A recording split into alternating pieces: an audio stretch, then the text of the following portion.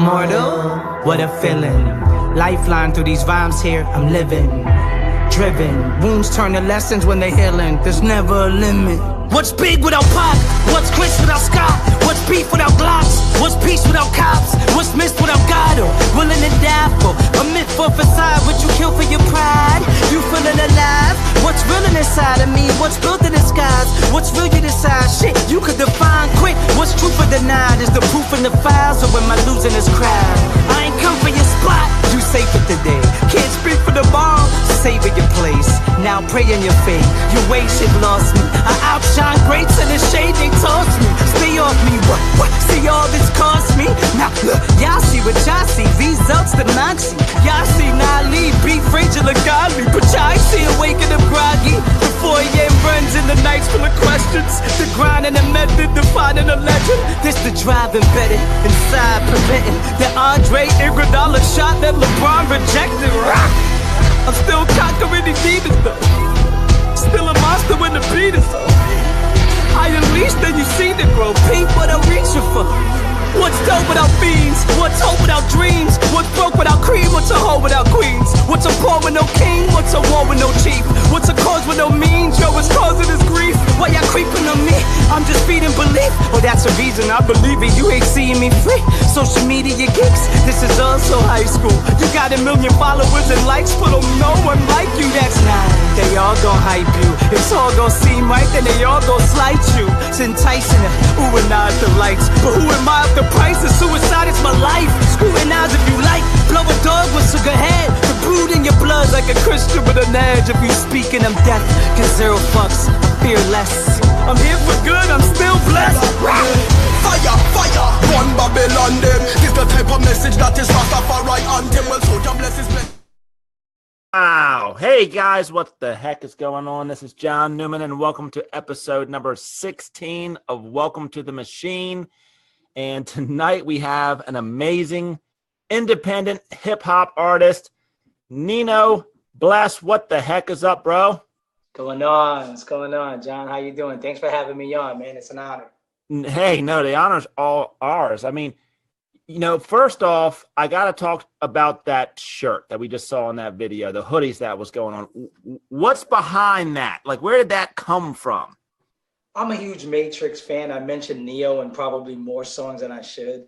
And it's one of those things that my fans always like. A lot of people used to think I was Nino Bless, like if they just like weren't too familiar with the name because I mentioned Neo so much. But I'm a huge Matrix fan, huge Matrix fanatic. And I just thought about something with a red pill because like my album, a lot of people said it woke them up or it gave them this moment of clarity or whatever it was. And a lot of people just, it helped them process a lot. So, when I was talking to the designer, I was like, I don't know how hard this would be to pull off. Try to make it look cool of something with a red pill in the mouth and somehow put a galaxy maybe in the mouth. So I don't know if you guys could see it from there, but if you actually have the hoodie, I mean, I'll grab one before we're done. And at behind the red pill, while it's in the mouth, making that choice to open and expand your mind, there's a little galaxy in the background. So, it's all types of symbolisms and all that. You know what I mean? And I think Jeff's going to pull it up. Okay, here we go right here. Yeah. And let's see, I have it here. Grab it real quick.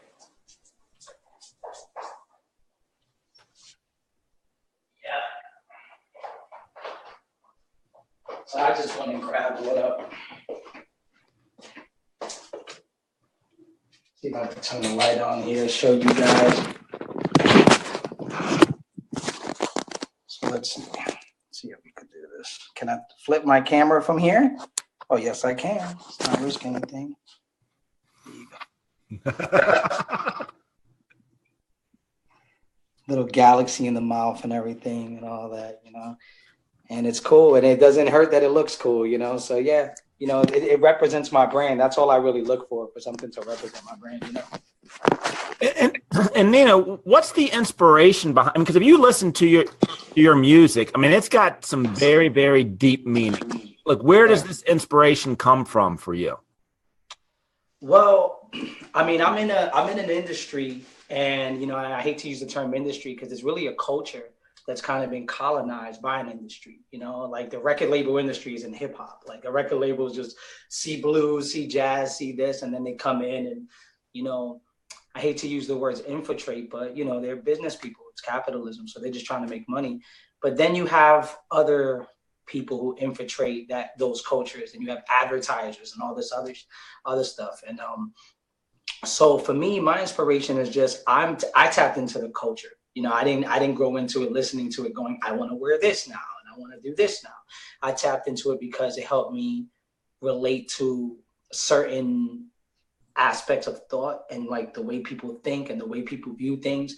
And at certain points, I was like, wow, I'm not so crazy. You know what I mean? I disagree with what my teacher said too. And I think that, you know, we're hiding a lot of the shit. I mean, look, in Canada, I just went over there and look at what the hip hop kids told me. This guy said, I went through the school system. If not for hip hop, I would have never known all the stuff that the Europeans did in Canada, taking all the way to the native land, because he said artists came here from the UK, I believe he told me. And he said that, and this artist, his name was J Reds. And he said an artist from the UK came and told them, oh, you know, your school system was funded by the Rockefellers. So you don't even know. And they have this squeaky clean image of like what Canada is and all that. So there's all this genocide and crazy stuff that, and, you know, essentially like, tore away at indigenous people over there, but it's hidden from those individuals. So these Canadians just wake up and they're like, we're all cool, eh? Maple leaves, eh? This is our culture, eh? We stole no land from the natives, eh? This is our land, you know? They think the French saved them, you know? And so with hip hop, it's kind of the same way, you know, like a lot of people saw anger and a chip on the shoulder for no reason and whatnot, was critical of these artists, whereas I saw social commentary. I was like, no, they're talking about injustice. And artists in New York, I was from New York, and I started hearing what the people in California were talking about, and the people in Atlanta were talking about, people in Chicago. And because, you know, news was more local when I was up. Now, you know, you and I hear about what happens in Chattanooga, you know, like the same, some lady did this. It wasn't like that, you know, growing up. And I'm like, oh my God, the same thing happens in Chicago. The same thing happens in California. So you start to kind of like empathize and, you know, see what's going on with those people and see like, yeah, they dress different. Their culture is somewhat different, but, you know, we're all dealing with the same things. And now me talking to people all over the world through this culture, I've learned that, man, they're dealing with it in the UK. I learned it's even, you know, what's going on in Africa and so on and so forth. And so I'm grateful for that. So the inspiration for me is to basically highlight that, maximize that, and keep the culture more important than whatever's trying to infiltrate it for profit, you know? So what I hear you saying is you're using music, hip hop as a way to express yourself socially and to raise a level of consciousness. Yeah. And like almost like, let's bring out the truth. It may not be popular. It may not be the path to profit, but at least you're staying true to who you are.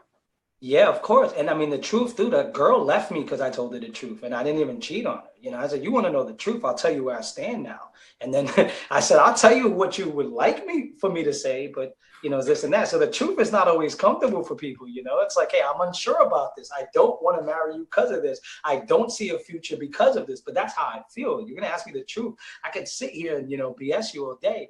I'm not sure we could curse here, but, you know, no, go ahead, man. Okay, yeah, I didn't want to bull, you know, so I was like, look, I'm not going to bullshit you, man. I'm going to keep it raw with you. And literally within 3 days, she was like, yeah, that's how you see me, you know, that's the way you view me, it's over. But, you know, that's kind of what I do, is if it's uncomfortable and if it's something that people don't want to, are scared to express or say, but they feel it, I want to say that. And hip hop gives me, you know, it's given me that lane to just do it. It's a vessel, it's a vehicle, and also information.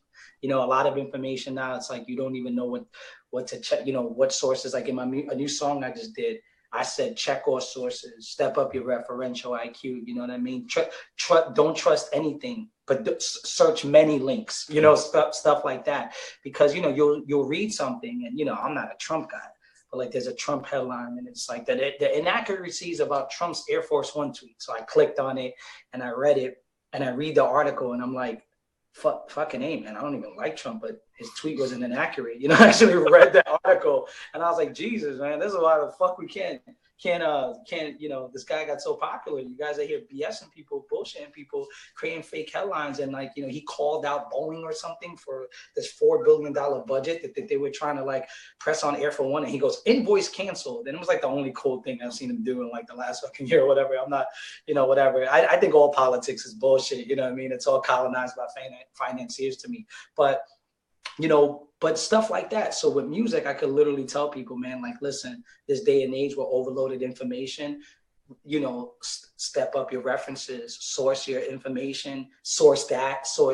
and then, try to make an unbiased judgment, try to have a scout's mindset, don't sit there and go, oh, I want to think this way. This is isomorphic to my thought process. So yeah, let me favor this information. Go, you know what?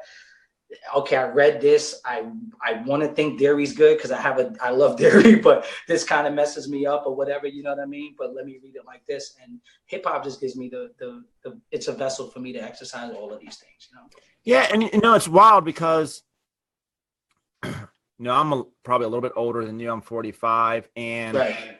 The older I get, the more I tend to seek out. I don't want to say I become untrustworthy because that would sound a little weird, but I will tell you that I tend not to believe the bullshit as much as I once was when I was younger. I I'll just go down a path just for an example really quick. I was told growing up that was during the war on drugs, and they would have commercials that would say like, this is your brain on drugs, and they drop an egg in there and fry it. And then now you're seeing research come out about the benefits of marijuana, for instance. So for someone like myself, well, hold on, guys. You told me that this stuff was bad for me all these years, and now you're saying that it may not be so bad. Why is that? And, my mother was diagnosed with a terminal cancer about 1.5 years ago, and she has since passed. And I had a conversation with the doctor about just a very frank conversation about marijuana. And he literally shut the door and said, well, I can't prescribe that. I said, I didn't ask you if you could prescribe it. I asked you what your thoughts were. And he was like, well, if you can get your hands on it, by all means, it could be beneficial. And then I'm like, well, then why the hell can't you prescribe it then? And then I know the answer to that. I mean, right. It's because there's no money in that. And but what he could prescribe was a chemically manufactured. Oh yeah, they can prescribe the hell out of that. Synthetic heroin all day. They could prescribe for you. Hey, do whatever you want with this. Yeah. Matter of fact, and they gave her plenty of that. I believe plenty of that. Look, my dad still goes through it. My dad's in the hospital now, and he had an aneurysm years ago, and you try to tell these people like to try to find holistic alternatives to anything, and they're just not even schooled like that. But to me, like, the medical world has been so infiltrated by like financiers and whatnot. It's literally just a business game. And then what happens is you get all these things involved, and next thing you know, you see videos of military members protecting freaking the poppy fields in Afghanistan, and private militia going into the Middle East, and black companies like Blackwater are just going in and grabbing up all the poppy fields and whatnot, stealing it from people and whatnot, and oh, there's terrorists in there. Yeah, sure, okay, this is ours now. Oh, boo, and then somehow, some way, that shit starts up the OP, and then they talk about the war on drugs, and it's like, dude, it's so fucking ironic where it's like you're in Afghanistan. It's like, what are you doing, dude? What are you talking about? But it's like the war on terror, right? It's a non-ending thing, and it's the weird thing is like, we all fall victim to this shit sometimes. Like, you're talking about, I believed it as an adult too. Like, I was believing in like the whole terror scare and shit, and one of the craziest things to me is like, like you'll watch like 24 or some shit, like one of these shows, and they'll beat the shit out of a terrorist, and the terrorists will like tell them all this shit. And it's like, in reality, that's like so propagandized by like the fucking military industrial complex and like CIA, because all that shit leads to is false confessions. They tell you what you want to hear. You know what I mean? So as an adult, you start to buy into it. Like, oh yeah, you got to torture a terrorist. That's how they got to get you done. And I used to really trip. Like, why you want to shut down Gitmo? Like, we find out information like that. And then the more and more you see like Naomi Wolf and all these journalists come out of nowhere. Michael Hastings, before he died, I don't know if you know that story. You might want to Google that.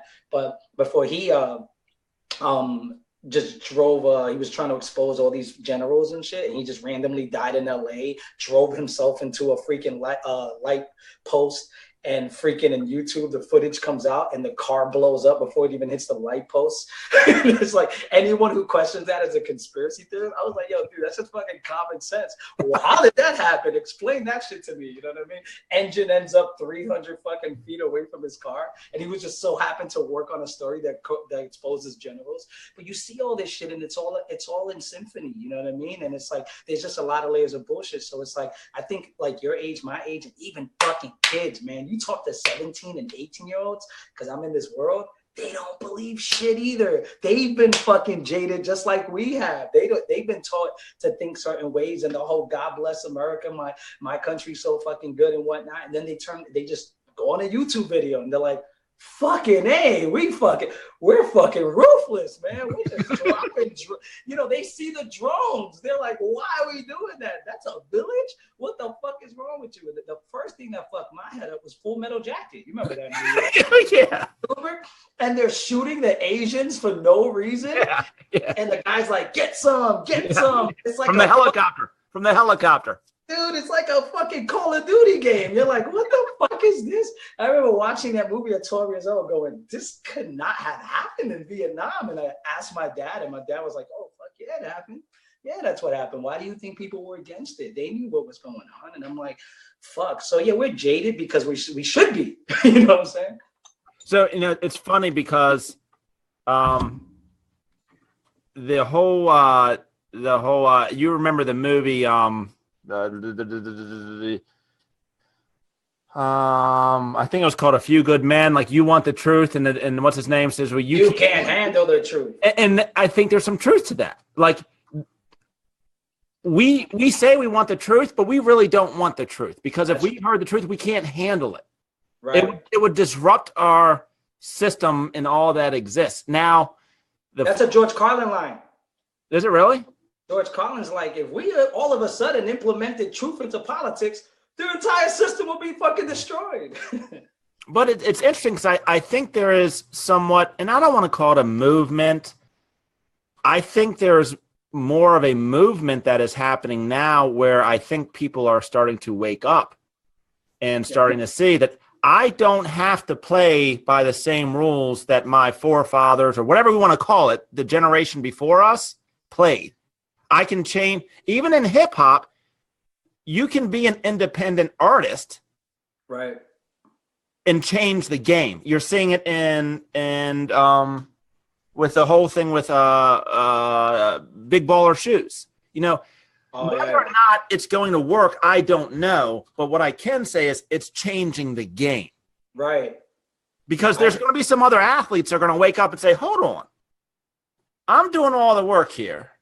Like, I want a percentage. I don't want an endorsement deal. I want a percentage of the profits. Like, I want to own a part of this action. So I think you're going to see more in that. And I think that's scary to corporate America. It is. And it's so scary that the ones who criticized that LeVar Ball for that mainly was the fucking media. And, the media and Nike, they get along really well because who's paying for millions of dollars a year to put sneaker commercials up? Nike, Gatorade, all this shit. And they don't want any of that. I thought what he did was empowering. It was risky. It was ballsy. Does he make people uncomfortable? Yeah, when he talks. Yeah, sure he fucking does. But, dude, like, I'm not a dad. But let me tell you something. I have nephews. And the way he speaks of his son so proudly, my bad, guys. I'm going to charge it. The way he speaks about his son so proudly and the way he empowers him, I thought what he did was so, game changing as well. And I hope more athletes go that route, because I believe athletes have the power to do it on their own now. You have an athlete with 10 million Twitter followers now, 20 million Twitter followers. Why the fuck would he need Nike to sell sneakers? Yeah.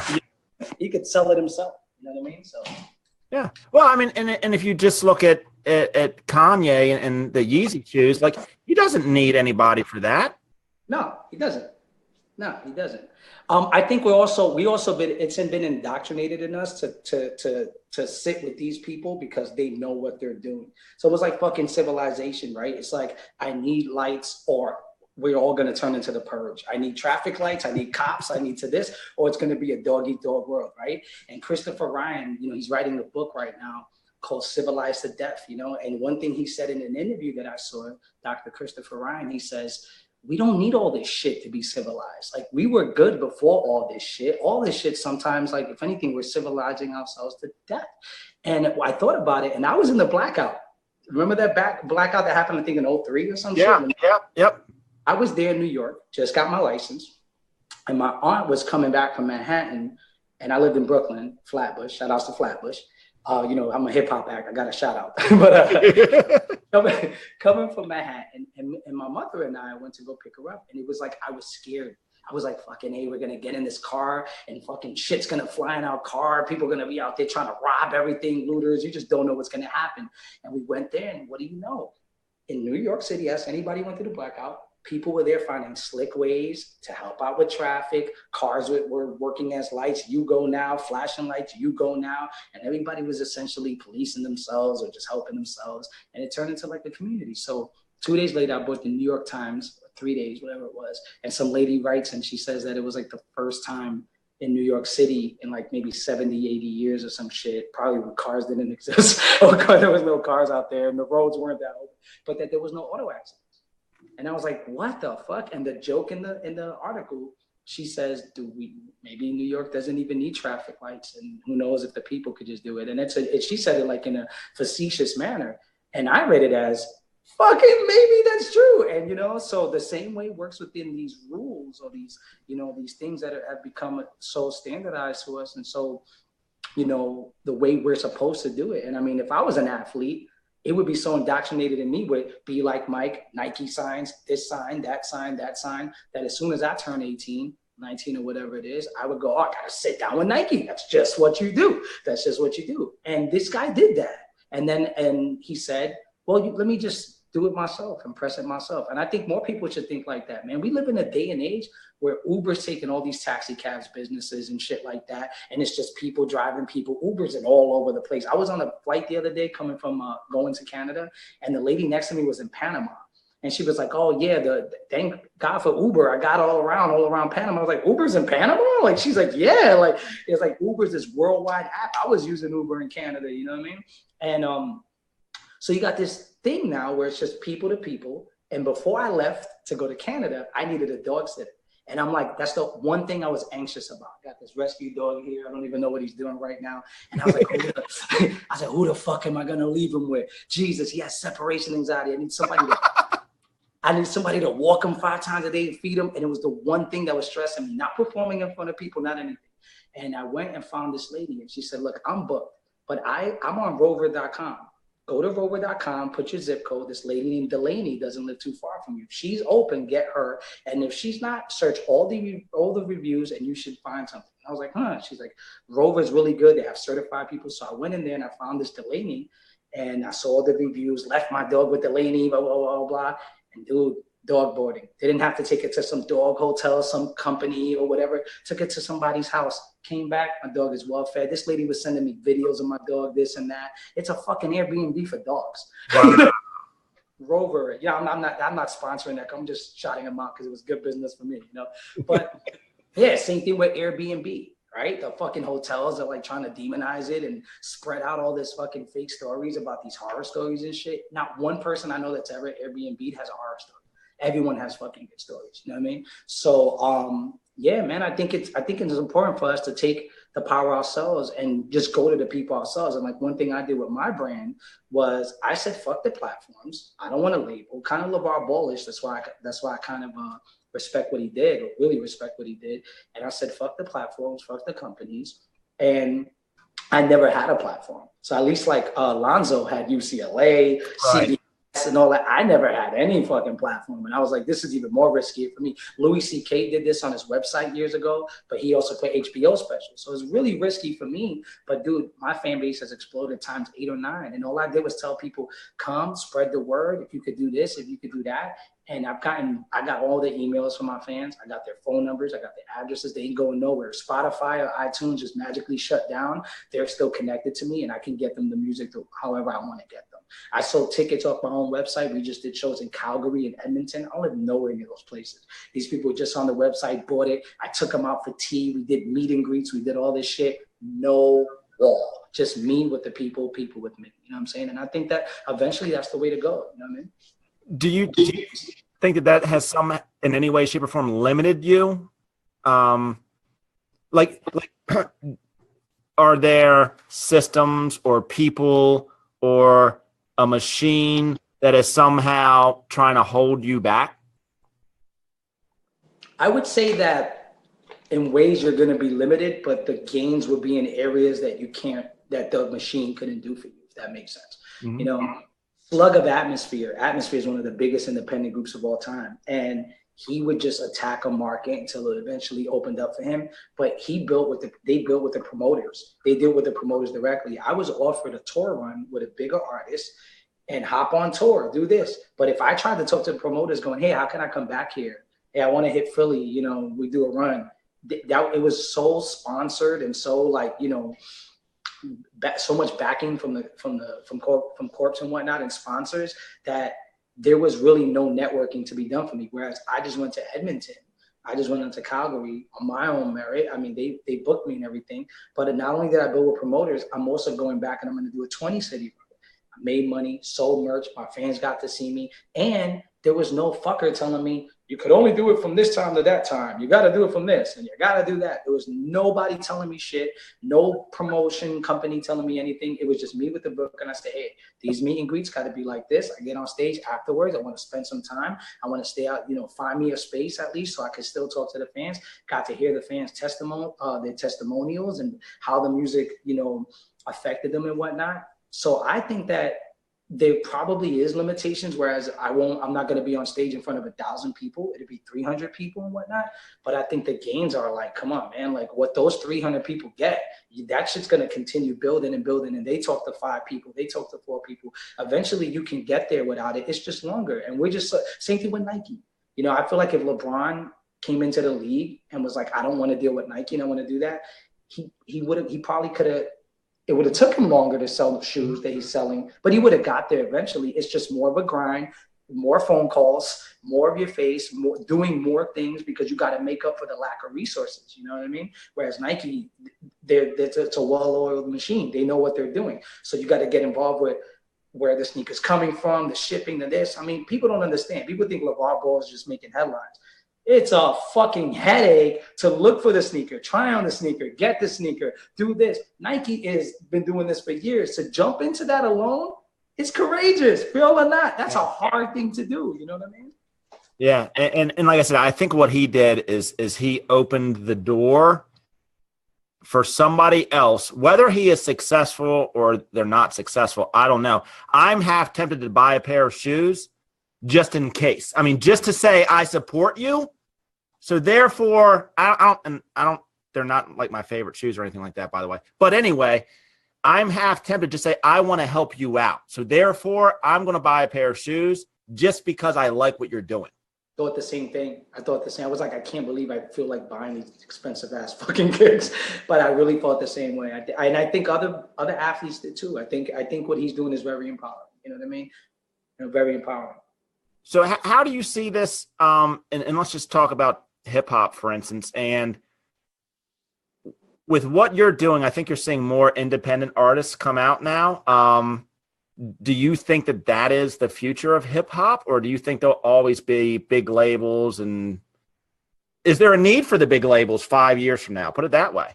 There's no need for them now. There hasn't been a need for them for a while now, because even for the last 7 years, the biggest artists now are being signed by other hip hop artists. So like Kendrick Lamar's affiliated with Dr. Dre.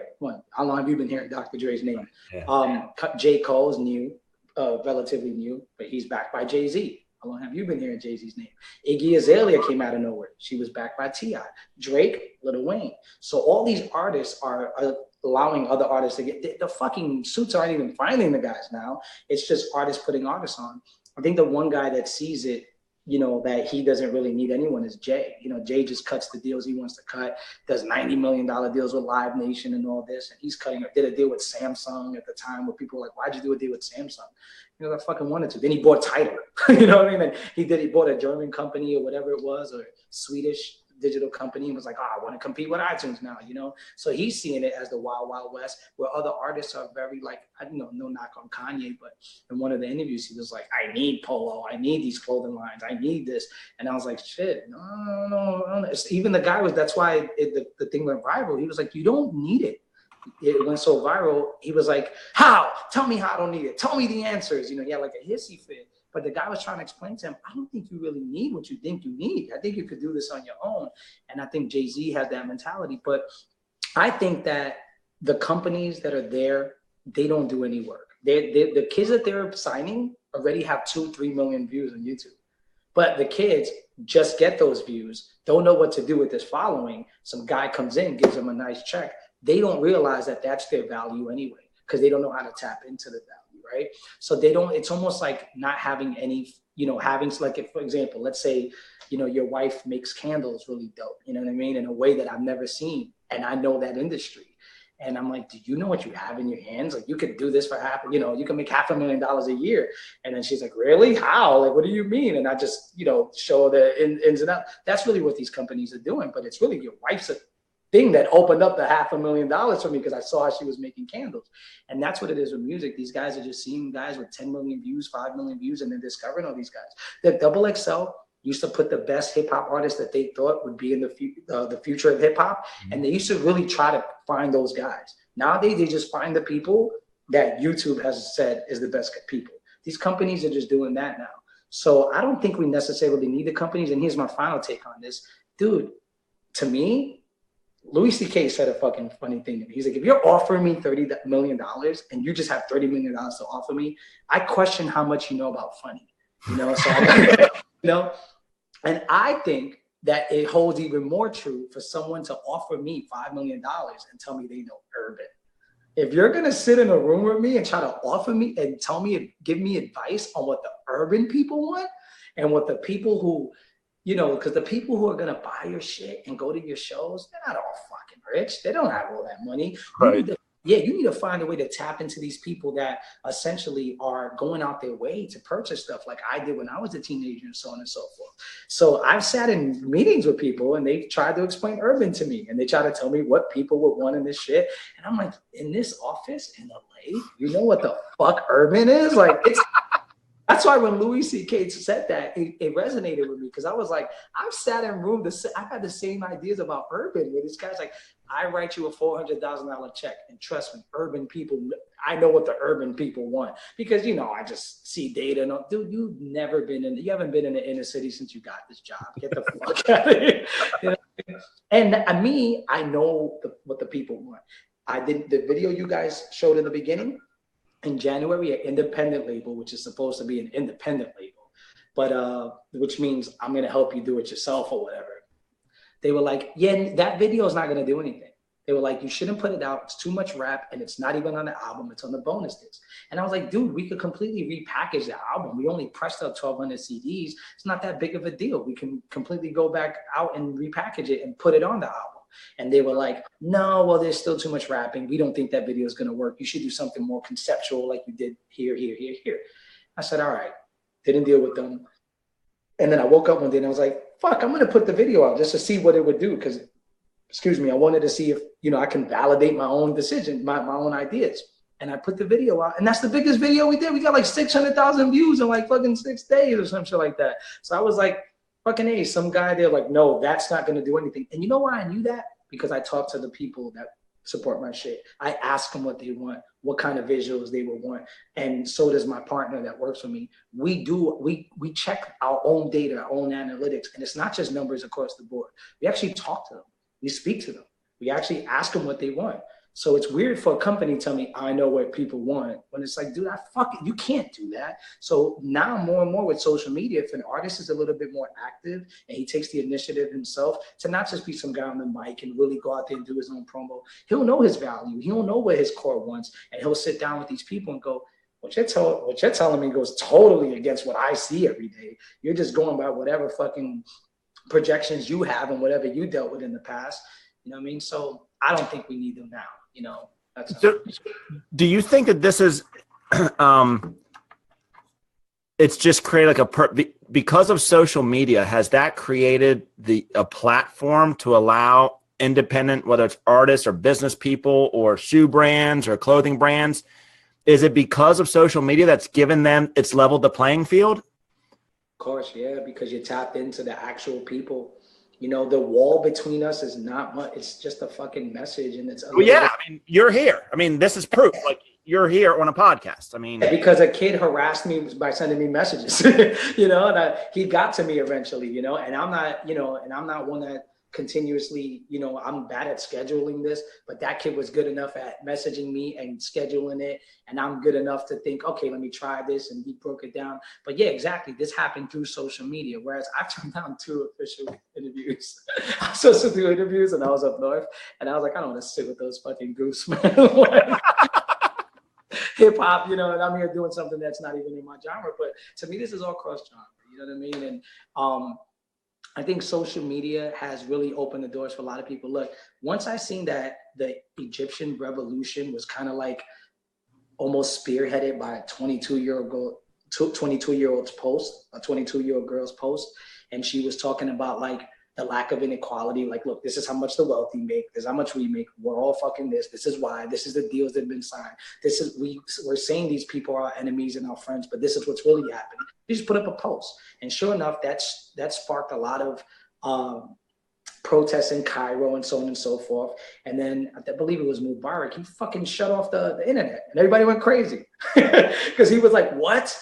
This is what they said on the internet? Shut that thing off!" And everybody went to Cairo. And then, you know, all, you know, mayhem happened.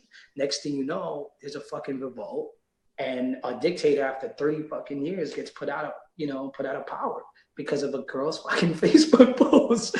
So if that can happen, you know, why not, you know, an awakening of sorts of being independent and not thinking that, you know, in America is different. We don't get grants, you know, like in Canada, you can just come up with a good idea and, you know, you have a good family member, like you could get grants and they'll give you a shot. You don't make it, you don't make it. You know, we don't get grants here. I mean, you really need to know the right people to get money behind you, you know, any angel investment. But I think that eventually, like, good ideas are going to be a little bit more profitable here, you know, because if you look at the tech world, this fucking guy is investing $26 million and just talk, you know, like, oh, that sounds cool. Let's see what's up. And I think eventually, like, good ideas, they're going to have backing. Good growing food, fruits, vegetables, you know, herbal shit, food, anything will help. Now we're heading to preventative health. You know what I mean? And our healthcare system is all call us when shit's wrong, you know? But the way it's moving towards the future is preventative health is probably going to be the way to go. And who's really backing that? It's all independent individuals. It's all people going out there, podcasts. You see it on YouTube, you see it on blogs. Yeah. And eventually these companies are kind of slide in, but I think we know enough of what they do with the post shit that we don't want to fuck up shit beforehand. So you see, you know, a lot of that. Onnit.com is run by Joe Rogan and Aubrey Marcus, and they sell really good shit there. It's very trusting because you see they interview the guy that focuses on neurophysiology, or they interview the guy who focuses on telomeres, and he talks about this and that, and then he talks about these products. So people are trusting over these products because of the how should I say, the people who specialize in these you know, in these fields. Whereas us, we just see a guy in a doctor's suit, you know, and he just says, trust me. Or, you know, I remember when my dad used to get sick when I was a kid, the doctor never asked him anything. He would just go, yep. Yeah, this is here's drugs. Here's drugs. Take this, or you're going to come back and see me, you know, don't be a dick and then lay off this. And, you know, he gave him instructions. Now it's like, so it's all these options and all these routes they can take. And it's just like, bro, what the fuck are we doing here? You know what I mean? And people who got themselves sick. That's the smart way to go. You know what I mean? Well, and just remember that, and this is nothing against doctors. I think some doctors are good, but the way that our system is set up, it is in the sale of drugs in how these pharmaceutical companies make money. And it doesn't pay preventative. It doesn't pay me well to say, hey, by the way, you want to, you're sick, you want to get better. Here, start eating healthy and get your big ass into the gym. Like, that doesn't make me any money as a doctor. So it's almost from the standpoint of, if we can get you on drugs. My mother, she had cancer. She went in there and saw her. She looked completely normal. In her last couple months, she was on so many drugs that we had to have an Excel spreadsheet. She literally had a drug that would make her go to the bathroom, and then another drug that would make her so she doesn't go to the bathroom. Same shit happened to my dad, yeah. Same shit happened. Like, this drug could cause seizures, but this one prevents seizures. Yeah. I saw that when he had the aneurysm. And I mean, I tried to get him pulled off all the meds. I mean, yeah, you know, when you have a system that incentivizes these doctors to write more prescriptions, like the way the system is set up is write more prescriptions, you get rewarded. So eventually, like, there's a great book on this by Barry Schwartz. It's called Practical Wisdom. And he says, well, when you do that, you kind of corrupt the individual because they chase what they're incentivized to chase, you know what I mean? Rather than the care, you know, you reward teachers for however many people pass the test, you get bonuses in the districts, right? Some lady goes up there and says, this is how you do it. Don't ignore all the smart kids, ignore all the kids that you think won't pass, focus on all the kids in the bubble, and all the teachers clap. And then there's that one teacher that goes, I didn't become a teacher for this shit. You know what I mean? Like, I'm not going to ignore the smart kids. Maybe they want to do more and this and that. And maybe they might not pass because they're too nervous or whatever. And I don't want to ignore the fucking kids who I think I won't pass. What the fuck am I listening to? But all the teachers clap and they're like, oh, we're all going to get the bonuses in the district. As soon as you do that, it corrupts all fucking shit because people start chasing the incentives. So that's the shit with the doctors, man. I mean, there's a good TED talk on this of the medical journal where there's a drug and the doctors have good intentions and they're like, okay, let me research this drug. Let me see its side effects and let me see the benefits. So they see the reviews by other, you know, doctors and all that all over the world. And they see 40 positive reviews in the medical journals. I think this all changed though, because of this TED talk. And then there's 6 negative reviews. So they go, oh, this is the pill to suggest. So what, because of the internet, because of social media and TED Talks and all this shit, we now know that the medical journal wouldn't fucking press up 50 of those negative reviews from doctors just equally as qualified as those other fucking doctors, if not even more, you know, from Stanford and Princeton. And this was like a lot of word of mouth. You know, you'd go around to these, I listened to a podcast once, and a lot of these doctors would sit around and go, I wrote a fucking review and that shit was printed and I'm better than that. You know, I've been doing shit. That guy studied under me. How the fuck does it, you know? So it was talked about in that community, but you and I wouldn't fucking know about it. We're not in that fucking field. So we see some doctor write it with even good intentions, but the journal, the medical journal that he's getting his information from is corrupted by fucking financial fucking special interests. You know what I mean? And eventually I think that just corrupts all types of fucking fields. You know what I mean? And I think that's what you see now. I mean, dude, they ran the other day, my dad just got out of open heart surgery. They did like 2 chest x-rays on him. So then the next day she's like, well, he still has liquid in his lungs. We don't know why. We're going to do another chest x-ray. I was like, why don't you do an MRI? Because it could be, can't the fluid come from somewhere else? Dude, I don't fucking know much about this shit, but I'm just asking the lady. And she goes, well, I know, but within the time we gave him a chest x-ray, something else could pop up. And I said, okay. My dad goes, I just had a chest x-ray at 10 a.m. and it was like 6 p.m. So I said, wait a minute. He just had a chest x-ray. I said, what can pop up in the last couple of hours? And then he just got one yesterday. She goes, well, you know, a couple of things. And I was like, name one. And she looked at me like I fucking insulted her. Yeah. She looked at shit, and she had no answer. I said, miss, I'm not trying to insult you. And I'm not trying to offend you. I'm just a son here. Like, you know, let's be real here. Like, let's stop breaking up the bill because, you know, my dad has pretty good fucking insurance. Give him a fucking MRI.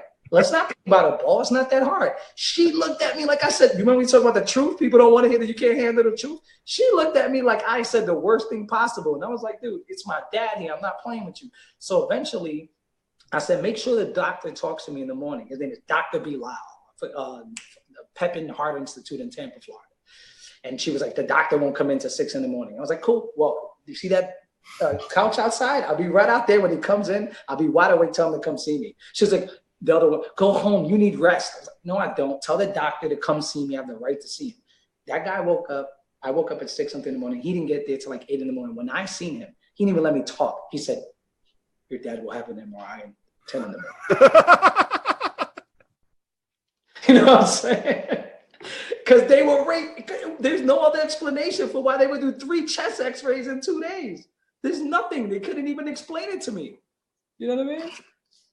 Do you think that this, because in your music, you talk about basically an awakening, like a higher level of consciousness, seeking to understand. Why do you think it's a function of the schools? You know, people aren't born this way. So is it the media, the school system? Like, and once again, this is just you and I having a conversation. Yeah. Where does it come from? Privatized entities, like it has to. Like the school systems are funded by, you know, privatized entities. All people need to do is search that. The labels, record labels, are funded by the Vanguard Group and BlackRock. And people need to do is research this. It's on Wikipedia. It's not that hard. And these companies have investment and money flowing in Viacom and all that shit, big business, and private prisons. You're like, what? And then schools. So look, you and I can open up a school in Phoenix, Arizona, whatever school we want, focusing on, I don't know, fucking engineering for electric cars or whatever. And we could take in all the fucking profits for like 7 years, file for bankruptcy, walk away. And that building is now rotting in fucking Phoenix, Arizona. And we walked away with all our money going into Cayman Islands. That shit happens here with all types of fucking businesses. So when you have that happening to schools and colleges and universities, when big business comes out, the education is big business. If these people have money in private prisons and this and media and this and that, it's all a symphony to me, you know? And I think that you see a lot of, you know, whenever like big business starts to corrupt politics, they attack the universities. The protests in City Hall and shit, they don't even care about, but they go fucking arrest people talking in universities. They don't want the students waking up to that shit. That happens all the time. It happened during the civil rights movement, during Vietnam, all that shit. You see the universities is where those people, the people who talked, those were the targets. It wasn't the people talking in downtown or this and that and whatever. You would think that's the place to go, but they completely go hard on the people in universities. People, I mean, I'm reading this book called End of America by Naomi Wolf, and dude, they fucking got professors fired, sent out fucking real agents to professors from regular universities in North Carolina in this country for just speaking on something like in an unbiased way that was towards like what was happening to Muslims. And these professors would just get suspended for just informing kids. That's not coming from the schools, you know, that's coming from corporate militia, special interests, military groups, and then oil money backing. We own private prisons, we own this, and it all comes from that. And Ken Robinson has a great lecture on RSA, I believe, and he shows how the school system is being, in Western civilization, is being fucking ran, and how we're getting dumber in the system. And like, there's just a lot of things wrong with it. I think it was Mark Twain that was like, if we continue running this thing and keeping people in the same room just because they're the same age, no one's going to win at the end of the day. Like, you know, we need to find a better way to do this shit because it's still run like in an anachronistic way. Yes. Yeah, schools, I look at schools and I'm like, man, everything's advancing in this world minus the schools. They're still using old bells, and the way they're running, like, it's still very old, man. Like, even the airports look fucking new. You know what I'm saying? The schools look like there's not much of a difference. I walked into elementary school the other day and I was like, this kind of feels like when I was in elementary school. I walked into the airport in Houston the other day on a transfer flight, and bro, that shit looked like it was Minority Report up in there. The fucking view of the city in Houston where you could see the place and all this in the bathroom. I went to the bathroom, there was changing rooms, this and that. I was like, this shit is lit. That's not in the fucking schools. Schools are still like it's fucking Stand By Me out here. You know what I mean? So I think it's special interest, and anytime you got like privatized groups having more say so than anything, it affects politics. It affects the police. The police are privatized now. So the police used to protect lawful citizens from unlawful citizens, and now you see the bankers, like when Occupy happened, they got more control of the police stations. Like Department of Homeland Security was like privatizing all these police stations around the fucking country, and fucking putting tanks in them and shit. And even like New Hampshire, they tried to vote it out, and they were like, no, can't vote it out. We're putting those fucking tanks in it anyway. And that happened across the fucking board because of what Occupy was doing, because we were going after the real enemy. And that shit got completely demonized by media. We were like, why aren't these guys in jail? They're the worst ones. And then because of the internet, we knew their fucking names. So the police just said, no, fuck no. They were arresting journalists for giving protesters their amendment rights. They were doing all sorts of shit. All you need to do, somebody has to do a documentary about this. But the crazy thing is you see the setup, which is essentially like a democracy, which isn't affected. Like our founding fathers get a bunch of shit, but they rebelled against tyranny, man. And John Adams, how he got known was these British people started a fucking fire and burned, however, created like a terrorist act. And the Americans were like, we just need to fucking hang these guys. How dare they? And John Adams was like, well, we're dumb. We can't do that. And he went and defended them, which put his rep on the line. And that's how he got known in Massachusetts. And he said, no, we have right to due process, habeas corpus. It's in the Constitution. Let's make this, let's do it this way. Let's not be the British. We just rebelled against tyranny, and we're just going to hang these people for no reason. Well, not for no reason, but maybe one or two get hung and they had nothing to do with it. You know what I mean? So even though these guys were our enemy, essentially, and we rebelled against them, they still had a right to due process. And you see a lot of that shit being taken away. And it's not because Americans want to do it.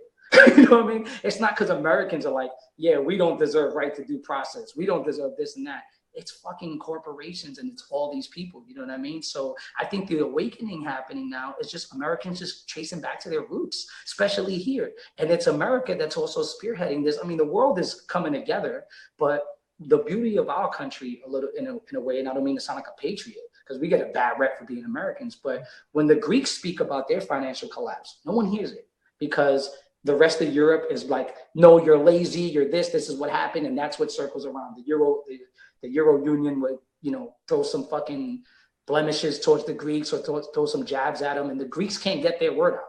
Here, when we do shit, the rest of the world hears what happens. So, it's almost a responsibility for us to stand up and be awake ourselves, because we have a voice outside of our own country. I mean, this could get watched by somebody in fucking Africa now.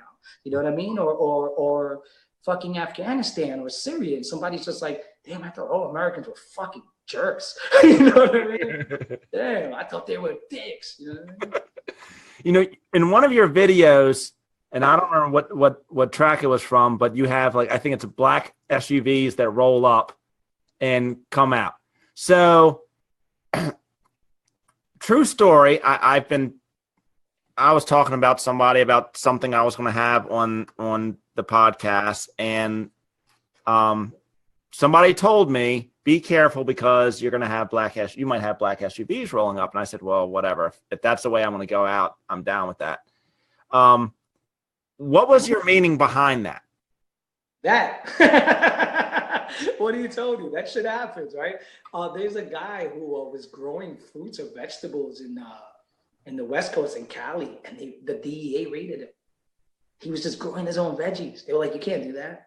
It's like, what the fuck are you talking about? So I think that, I just put it out there because I was just like, man, if you just go, do something that goes against, any type of special interest and whatnot, you can be a target. And I think that's why I said this song might get me killed. That's what it's called. Yeah.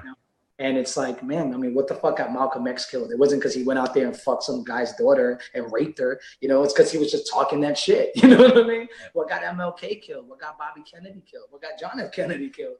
Is the guys that get killed are the ones that actually go out there and, the JFK fucking went, I'm not doing that. What was it? Operation Northwoods? He was like, I'm not doing that. Well, he's like, I'm not going to Vietnam. And then he dies. And then a couple of days later, we go to Vietnam. Lyndon B. Johnson's like, oh, yeah, let's go. Oh, and send all the Bell helicopters there. And by the way, give me some stock. Oh, there's the video. Oh, there's a video. Yeah. Oh, my God. My hair was so short. Yeah. So did you, and I love the Illuminati symbol right there. Did you get any negative feedback from that? Any weird conversations, any weird messages, anything like that? Yeah, but I expected it, and you want that, whenever, somebody told me one time, he said, if something ever feels like, you're second guessing yourself whether to do something, you should do it. So I did get it, but I wanted it, because you want to make some people uncomfortable, because like I said at the show the other day, they're uncomfortable, but you guys, you know that I'm doing something that's not being fed to you. You know what I'm saying? So yeah, I did get that. And also mind altering. A lot of people love that video, the mind altering video. It's a video where I basically sit down and I become programmed. It's almost like, what was that Stanley Kubrick, I think, the Clockwork Orange, did he? Clockwork Orange, yep. There you go. There's mind altering, yeah. Yeah, so you see the moon landing shit, all the stuff that's programming and all this shit. And I'm just sitting down there and they take me, inject me in a needle, and they're just like, I'm conforming. And at their Walt Disney, Gucci, Coca-Cola. Yeah. So that I got some feedback for that. Mainly good, mainly thank you for doing this. This is brave. We need this. I wish this had 30 million views. Everybody needs to see this. And then you get a couple people going, man, this is fucking weird. You're just because you probably think the earth's flat, like those things are amalgamated. And it is, there's a fine line between, if you go around and start talking about some of these things, I mean, you're going to get some people that are say, okay, this guy is nuts. Stay away from him. He's going to feed you some red Kool-Aid or whatever the color of Kool-Aid was. But there's also some truth behind it. And I think the truth of the matter is, and I think you said it in the very, very beginning, seek to understand, seek out information and make your judgment based upon the information, but don't just look at one. I had not a professor. I remember like 6th grade. It was like a civics teacher or something like that. He told me very early on, this is back when newspapers were big. Don't just read one newspaper. Read multiple newspapers, because then you're going to because newspapers are biased. And this is, dude, I'm 45 years old. So this is 30 years ago or something. Yeah. And I think now is the same. It's be careful of the information that you're taking in, because like you said, the programming, you can program somebody very, very easily. Oh yeah. Humans are the easiest to manipulate, dude. You have a wife. Yep. You know what I mean? If I want to piss you off, it's not that hard. If you want to be a piece of shit and manipulate someone, I just told people about my doctor and how much my dad and the doctor and how much I cared about him. It's easy to piss me off. All some asshole has to do is write a comment and go, the doctor should have, never, whatever. Somebody can write something really fucked up. We're very easy to trigger because we're pretty predictable, man. Take a fucking toy out of a 3-year-old kid hand and go no and see their reaction. We have those same fucking impulses. There's that scene in the Matrix, and you see I like the Matrix, but there's that scene where Neo stares at the girl in the red dress in the simulation, and Morpheus is like, did you like what you seen? Go look again. And it turns into the agent and it shoots him. Then they're back in this room eating like just nutrients, no food, like no flavor, just a bunch of nutrients. And then the kid goes to him, Neo, did you like that girl in the red dress? And Neo's just kind of like avoiding the question, looking at Trinity because he got her eyes on her. And she goes, if you want some one-on-one time, let me know. And then they're like, you trying to pimp in the Matrix? Like, dude, stop it. You know what I mean? And he goes, don't listen to these hypocrites, Neo. To deny our impulses is to deny the very thing that makes us human. And our impulses, you can really, if you really want to corrupt people, fear, instant fucking fear. Like, look, if the Twin Towers or the World Trade Center, whatever, same shit, went down one floor at a time, eventually people would be like, oh, okay. No one will remember the date the last fucking floor fell. But because it happened like this, it scares the shit out of you. When a child gets abducted, everybody goes fucking ape shit. But when that child grows up and has diabetes and dies because of heart failure, no one fears obesity. No one fears any of that. And there's a great quote by Daniel Gilbert, this professor from Harvard. I think he's a neuroscientist. And he says, if obesity had a Muslim last name, freaking fearing it and protecting our kids from it and diabetes. And the same thing with what do you say, global warming. Global warming and the Manhattan Project would exist now, and we'd all try to discover this. And I mean, yeah, man. I mean, it's crazy to see how easy it is to manipulate people. And I think there's a great book by this called Propaganda, I believe, by Sigmund Freud's nephew called Edward Bernays. And he's the founding father of propaganda, dude. It's the weirdest shit. He just took his mentor uncle's fucking methods of processing how the brain works and says, well, how can I use that to manipulate people? And he was hired by Nestle, Goodyear, all those corporations hired him, all the companies, even governments and shit like that. He was hella influential in society.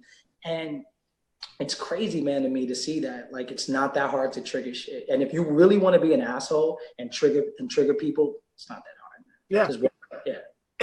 And it's been, I mean, you look at, so like I said, my mother had, she had lung cancer, and I remember, and she smoked a lot. Like she was a professional smoker, God bless her soul. But, I remember as a child growing up, the cigarette commercials, and it was the cool thing to do. I was just talking about this. And they used to say it was healthy in the 30s or 40s. Remember that? Yeah. It's like, good for you. They had this one thing in the 20s or 30s. I think it was when TVs first came out. So I don't know, whenever networks was so maybe early 40s. And they got all these models to smoke a cigarette down the Macy's parade. They paid them all and shit. And just boom, hey, I'm smoking tomorrow. Like, it became a cool thing. But like, yeah, man. And then people used to, I mean, also I remember one time I saw a documentary once where they pulled breast milk off the babies. It was like, feed them cow milk. Give cow milk to babies, It's fucking weird. But yeah, my condolences about your mom and all that, you know what I mean? But yeah, my dad said the same thing to me. He said, when we was young, we didn't freaking know smoking was going to cause all this shit. We weren't seeing the effects of it. And when people died, we just thought it was their time. We didn't think that they were killing themselves. Same thing with beer, same thing with, the alcohol and everything. They didn't know any of that, so. But the funny thing is that the tobacco companies know. Oh yeah, they still know. Yeah. But, and that's the that's the crazy thing. When it comes to marijuana, I'm pretty sure people aren't dying of lung cancer from marijuana, but it's illegal. But I can go right down the corner and buy a carton of cigarettes that we know is going to cause a lot of harm. And it makes no sense. But people don't think, like, hold on, maybe there's something to this. Maybe people don't necessarily have my best interests at stake here. And I think that's what your music does. It gets people to think at a deeper level, to seek out what is truth, what really is going on. I said on that song, Monotone, take this prescription, take this drug. Side effects get you sicker, get us richer. Heightened senses, I object. No. Because it's crazy. You were just talking about like you could buy cigarettes and alcohol. I mean, you could go to a doctor and he will prescribe something way worse than fucking that will really kill. Yeah, I think it's methadone or Vicodin or some shit. It's one of those things that it uses synthetic heroin for whatever relieves pain. My ex-girl's dad died because of that shit. It literally it shot out and killed his kidneys in like 6 years. Wow. That's fucking murder, dude. That's murder. That's murder to me. That some guy could write that out, not check the guy's body structure, how it works, how it's this, and they continue giving it to him while his kidneys were failing. It's fucking murder. Yeah. Here in the Baltimore area, we have a huge, I mean, as a lot of areas do, we have a huge heroin epidemic right now. And I've even experienced it in my family. And a lot of it stems from painkillers.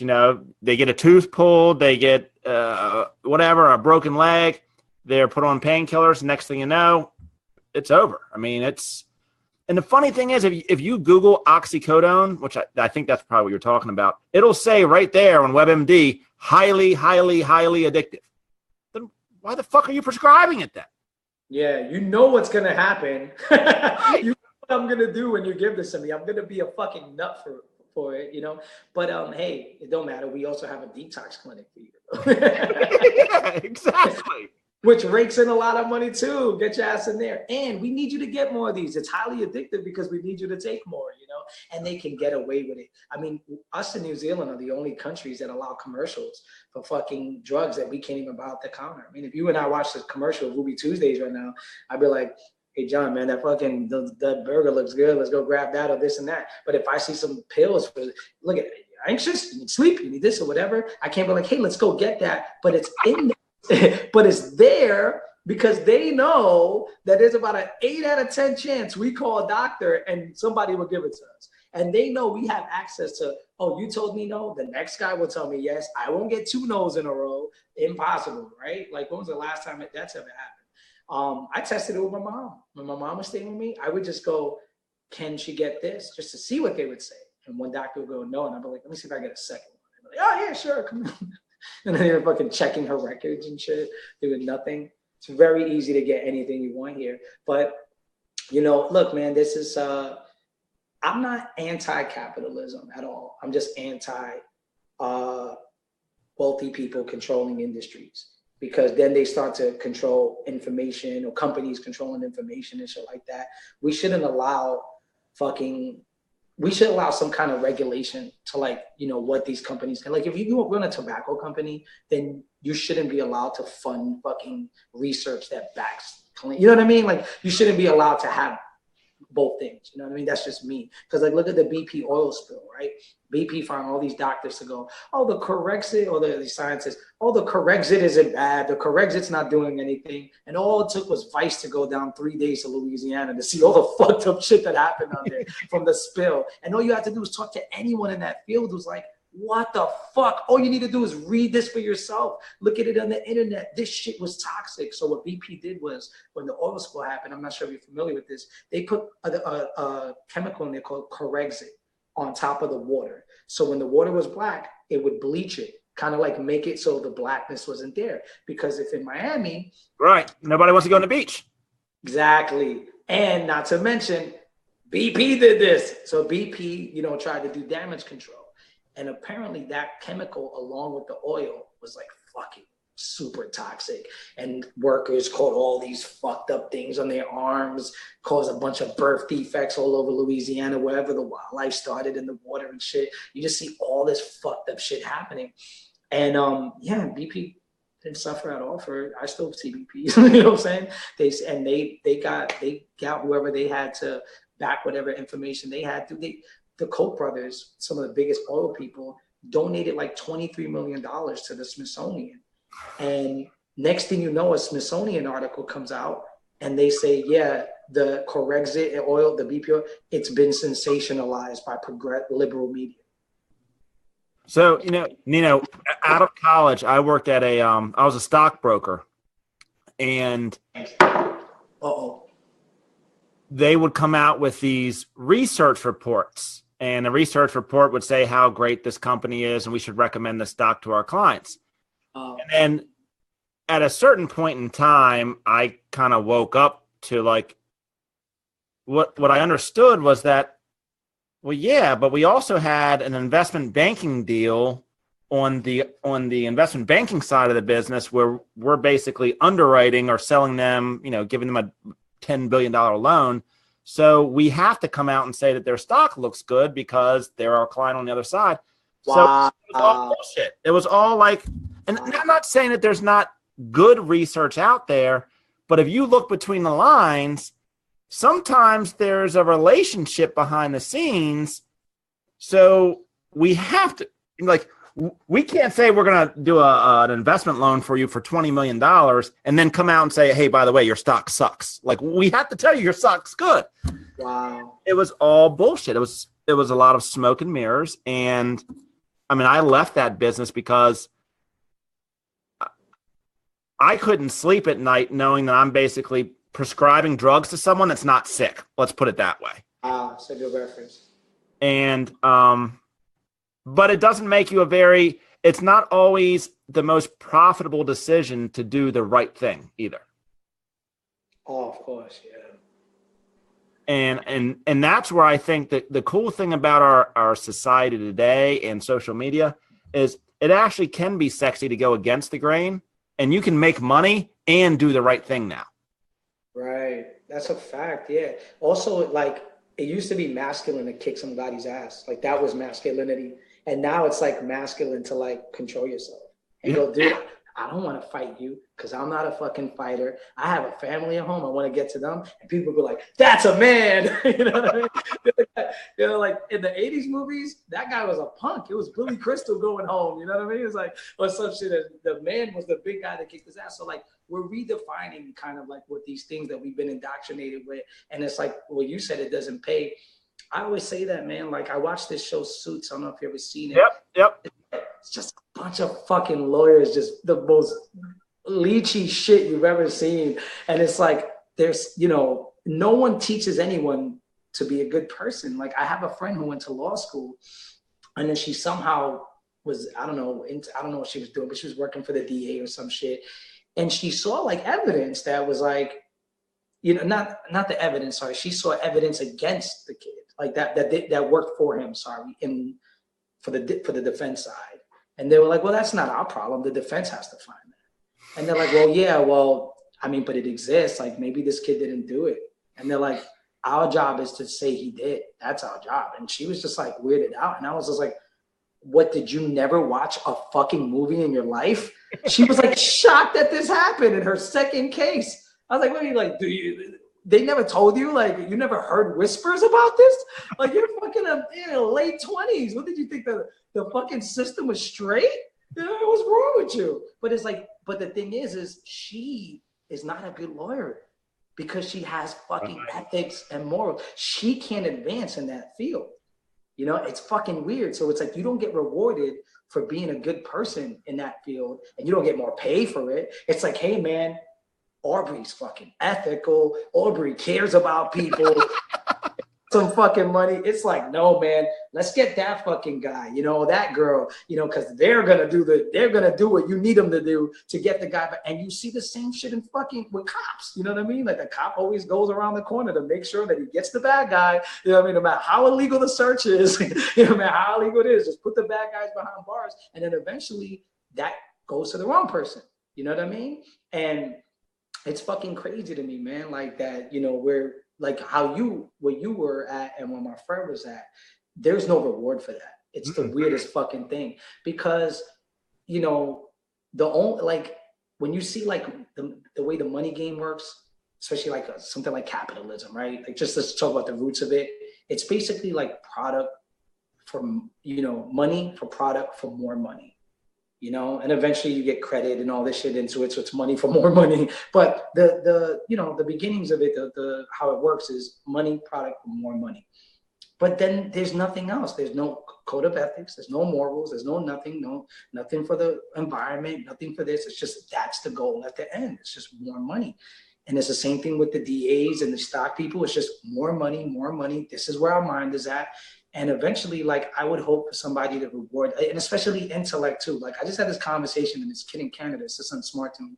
He said, what you're saying, I'll say something that I think is even better. We should reward people for being smart in something, you know, because it's, how should I say it? So somebody has like intellect with emotional intellect. There's no reward for that shit. You know what I mean? There's nothing. Somebody has a level of cognitive empathy where they think that they can help these people and these groups from this and fix that water. There's nobody that goes, let's go over there and clean that water. There's no business in that shit. You know what I mean? Like, it's fucking weird, man. So it's a weird world we live in. But the awakening to me that's happening is that we didn't know these fucking, like, when you okay, we're not that far off, man. About 12 years old or whatever. When we were young, we didn't know that this shit was happening. We didn't know we were being manipulated, pulled from all these sides, and disinformation was being spread to us. We had like no fucking inclination, no idea. And in a way, we kind of seem like we have a screw loose, because when you wake up to it, you're kind of just like, oh my God, is everything bullshit? You know what I mean? Like, what's fucking real then? You know what I mean? And you were talking about almost being cynical. And me and my partner were just talking about that. And I'm like, we have a right to be cynical. Like, that's how we started this thing. It's because you were talking about being cynical, and it's funny we come full circle.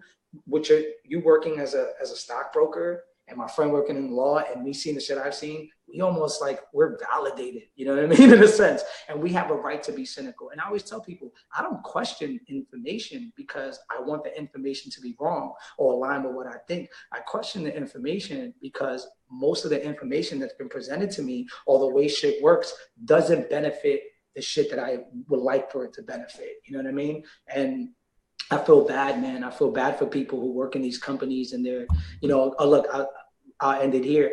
A kid named James Shaw, he came to see me in Calgary, huge fan, and he works for an oil company. And he goes, that sucks because it's everything I go against, man. But I have a daughter, you know, and I told him, but you know what? At least you know. And that's part of it. You know, at least you're aware of it, at least you're okay. And you can try to navigate through the yin yang and duality. And that's a process. You know what I mean? Like you at least are conscious about what's going on. And at least you can maybe manipulate or navigate through the, you know, the shit and figure out another way. And I was like, don't be hard on yourself because you're doing that. You know, I mean, the dude's got a daughter. You know? I mean, you got to do what you got to do. Yeah. And I think we said is he is making conscious decisions, but he's aware of it. It's not like he's not blind. He's not, I don't want to say stupid, but he's not illiterate to the fact of the game that's being played. So he's making conscious decisions and he's doing it for the reasons of being his family. I think where people get into trouble, and it's the whole reason for this podcast is I talk a lot about fulfillment because I grew up and I was like, okay, well, I need this because that's going to make me cool or make me happy. And then I was like, okay, no, I need this, or no, I need this. And then finally, I'm like, dude, might not need any of that shit. Like maybe the guy that's on the street corner and he's like, you know, painted his body gold. Like maybe he actually has it all figured out because maybe he wakes up every single day and he's happy. So I don't need all this bullshit that I'm trying to be sold or marketed. Like maybe it's okay to be. When I was down in Florida, there was a girl that was on a fishing boat. She had dreads on, and most people would look at her and say, "Oh, wow, what a loser!" Like, you know, she's on a fishing boat. You know, she looks like she hasn't bathed in a couple weeks. And I talked to her, and dude, she wakes up every day loving life. She doesn't make a whole lot of money. She doesn't have a big house. She doesn't drive a fancy car. She doesn't, you know, have a Rolex on her rich. But you know what? She wakes up every single day pumped. She is juiced for life. I'm like, oh, she's got it figured out, man. Like she's rich. Yeah, she's rich. She's so rich. Yo, the book Stumbling Upon Happiness by Daniel Gilbert, you should read it. It's a great book. And he collects data. Like he's a cognitive behavior scientist. I quoted him earlier. And he collects data on this analytics. And one of the things he says is like, you know, through the entire history, we've been taught to think, get what you want and you'll be happy. But for the first time in history, people have all that they want, in fact, more, and they're not happy. So what is happiness? And our imagination, our rabbis, our fathers, our fucking, you know, priests, our cousins, our newspapers, our TV guides, whatever, have all essentially failed us because true happiness comes from whatever you synthesize within yourself. Yeah, whatever gets you through the day.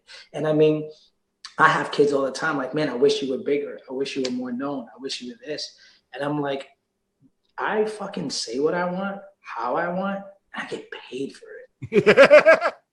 You know what I mean? I wear what I want, do what I want, and I get paid for it. And I get messages of people saying I'm changing their lives and all that. It's like, man, I'm fucking good, man. Like, you know, you may not, I don't know how much hip hop you know, but like Coogee Rap is like an icon to me and an idol. And when I started this, he was like, you're one of the best writers I've ever heard. It's like, boom, I got that. Fuck a Grammy.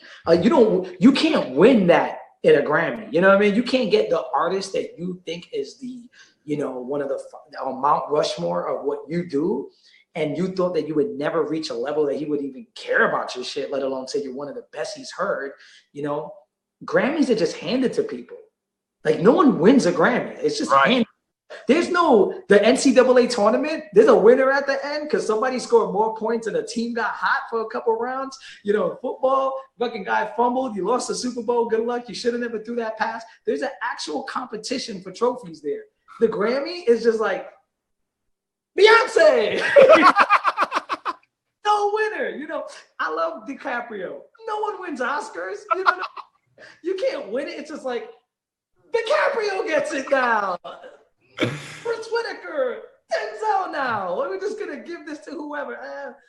We really like Daniel Day-Lewis. Here you go. So it's like there's no fucking winning with that. But it's like there's this prestige that we add to it and this value, and we give it this thing. When I was a teenager, I was like, you know, maybe writing raps, and my boy told me, "What's the goal?" And I was like, "What? Platinum, a Grammy?" You know what I mean? And 5 years later, I'm like, what the fuck does that mean? Because I matured and I had my own ideas and thoughts. And look, dude, sometimes, and you too, John, I bet you talk to people that look at you like you're fucking nuts. Oh, all the time. I will talk to people and tell them how I feel. And it's not that they think I'm crazy and they don't agree with me. They just think I'm nuts, that I don't agree with the way that they've been kind of like programmed essentially. And they eventually like, man, like, you know, they tell me, I wish I felt that way. Holy fuck. Like, I wish somebody told me this earlier. And all it was, and you talk about fulfillment, to me, fulfillment is, it doesn't come from your ideas. You can probably say something to me that trigger ideas, you know what I mean? And trigger things and so on and so forth. But for me, fulfillment is like, what do I like fucking doing? Yeah. I like collecting comics. I like writing this. I like calligraphy. I like fucking chopping vegetables and then making them like this. I like making vegan food, whatever the fuck it is that people like doing. I like doing this. And if that paid, you know, Dave Chappelle had a great quote. He went to go do comedy in New York, and he was leaving Maryland, I think he's from, or Virginia. And he leaves on a bus, and his dad says that, Dave, you're chasing the, you know, to be rich and famous in that industry. Because his dad was a teacher, I think. And he goes, I don't think you should do it and this and that. And Dave goes, well, Dad, how much do you make every year? And he goes, I make $56,000 a year or whatever it was. He goes, well, Dad, if I'm able to make that doing comedy, I'll be happy.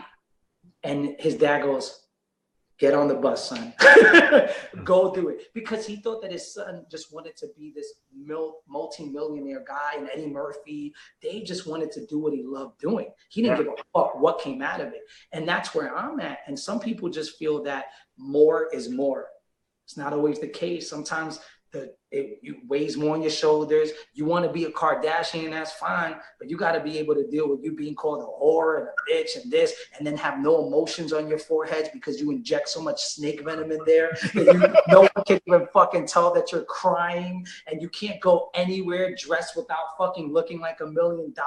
And the day you wear fucking pajamas, people are gonna think you're fucking retarded and all this shit. It's like, dude, you can't even be a fucking human being in that world. And you want to be famous? You want to do this? You know what I mean? So I'm all about that. You know, as soon as Steve told me that this podcast is about fulfillment and everything that it's about, or live stream and whatnot, whatever this is, I'm sure this is life-changing for people, because a lot of people just think that their life fucking sucks, man. I'll tell you his name. He's a rapper. His name is Mad Flex.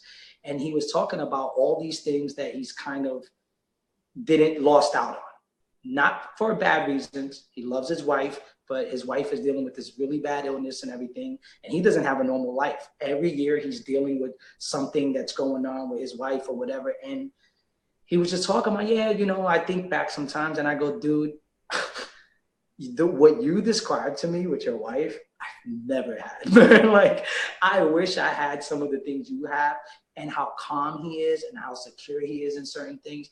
I'm like, you have things in your life that people I know that have success in this world, they're broken. Yeah. They are broken. They're emotionally broken, and they're killing themselves with this shit. And it's like, dude, you're going to live for a long time and be fucking happy no matter what. Like, you're good in life, you know? And I wish people chase that over the, you know, more dollars, you know? Like, if you told me right now, I didn't mean to cut you, but if you told me right now, this guy makes $150,000 and the other guy makes $60,000, my next question would be like, who feels better about themselves? Right. You know? And you know, it's funny, Nino, when my mom was diagnosed with cancer, and my mom followed the systematic process that she's supposed to follow in life. You know, you go to school, you get a good job. She worked for a government agency, And all she could look forward to was the day that she could retire. But she hated her job. Like, she would tell me every time I would talk to her, she was so unhappy with what she did. But she was like, but I have to pay the bills. And she was looking forward to the day that she could, quote unquote, retire. But once again, she just wasn't wasn't really happy. She was diagnosed with cancer, and I was talking to her on the phone, and she was really upbeat. She was really, really kind of excited to have this vibe in her voice. And I thought she had taken too much medication or something like that. So I was like, Mom, are you okay? And she was like, yeah, I'm happy. And I said, whoa, what do you mean? Like you were just diagnosed with like terminal cancer like a month ago. And she says, I finally realized that I had to start dying before I could start living. Oh my Lord, that's deep. Wow. And so many people, and it was actually her and some other people that I mentor and stuff like that. And yeah, dude, I get called crazy all the time. But you know what? I just come out and say, I know that I'm crazy. And most people are. It's the ones that think they're normal that you got to worry about. Like, I'm okay with myself. Like, dude, I was down in the Florida Keys and I had my toenails painted.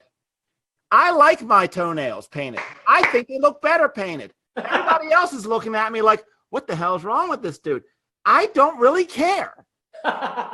Like, I don't care if somebody, now the funny thing is, when I come back at them and I'm like, yeah, dude, I like my toes painted. They'll look at me and I'm like the other women that are there, like, you can see them, like, they'll slap their husband. You know, you wouldn't do that for our kids. Like, they think I'm cool. Like, they think like I wish I knew at 22 what I know at 45. Hell, I didn't paint my toenails at 22 years old. It's the easiest pickup line there is. All the women want to talk to you. The easiest pickup line for me is going to the farmers markets. Oh, how many hot women are there? I just buy organics. Dude, look, I literally went to Canada and bought this soap, this organic soap. Every time I go to farmers markets, I look for soap. And I'm just like, Jesus Christ, if I knew this was the way to really, be cool and shit in life, you're like, this is for you? I'm like, yeah, dude, I like organic fucking soap. Leave me the fuck alone, you know what I mean? I'm into that shit.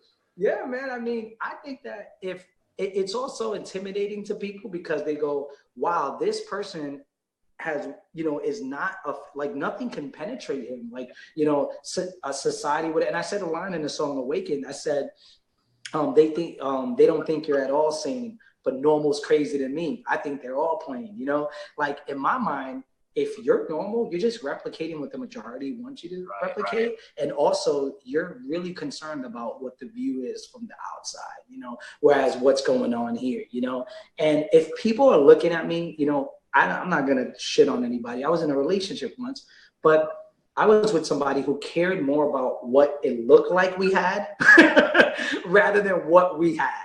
And I was like, whoa, we gotta, be what we have what we have, establish this, build this, create this love, and just do it. Like, don't worry about what other people think. We don't have to sell this to anybody. This is us, fucking weird. And it's like, I noticed that, she was from West Palm Beach, which isn't too far from the Keys. A lot of people around there like that, where she grew up with, at least the people. And it was kind of like put in inside of a cipher, as I like to call it. And she's sitting there and she's processing like this. But, look, the nails thing, I don't paint my nails, but I look at you and I'd be like, that's fucking cool. You know what I mean? Like, that's dope. I saw some slippers in Canada. I would never wear those slippers. They were like made out of cork and shit. I don't even know what they were made out of, but they just didn't look comfortable to me. But he thought it was fucking comfortable. He was native, I think. And I was like, bro, those shits are fucking cool. He's like, if you want them, man, I'll get some for you. I said, yeah, get one. I'll try them. They don't look comfortable, but give me one. I'll try them anyway. And if you took me somewhere to get my nails fucking painted, I'll fucking do it. Let me, at least one time in my life. And I walk with you on the beat. I don't give a fuck who's looking at me. Because so when you find that shit inside of you, you know what I mean? Whereas you're just okay. And the thing is not only being okay with the good in you, it's also being okay with your flaws and being okay with the things that you fail at and accepting. Look, if I feared failure, I would be nowhere in life. Like, I wake up and I chase where I can fail sometimes, And sometimes failure is good because you get a whole body of evidence and forensics and data, and you learn from that. You know, the chick that did Harry Potter, I don't live too far from this world that she had in her mind and is freaking big with the Hogwarts. I'm not even into Harry Potter, but Disney just threw millions of dollars, and you just walk in there, and I'm not a Harry Potter fan, but I was like, this is epic. This was in some girl's mind, you know, J.K. Rowling or whatever, and she got denied by 12 publishers before her book got picked up. She got told no 12 times. Your shit's whack 12 times. You deny me twice?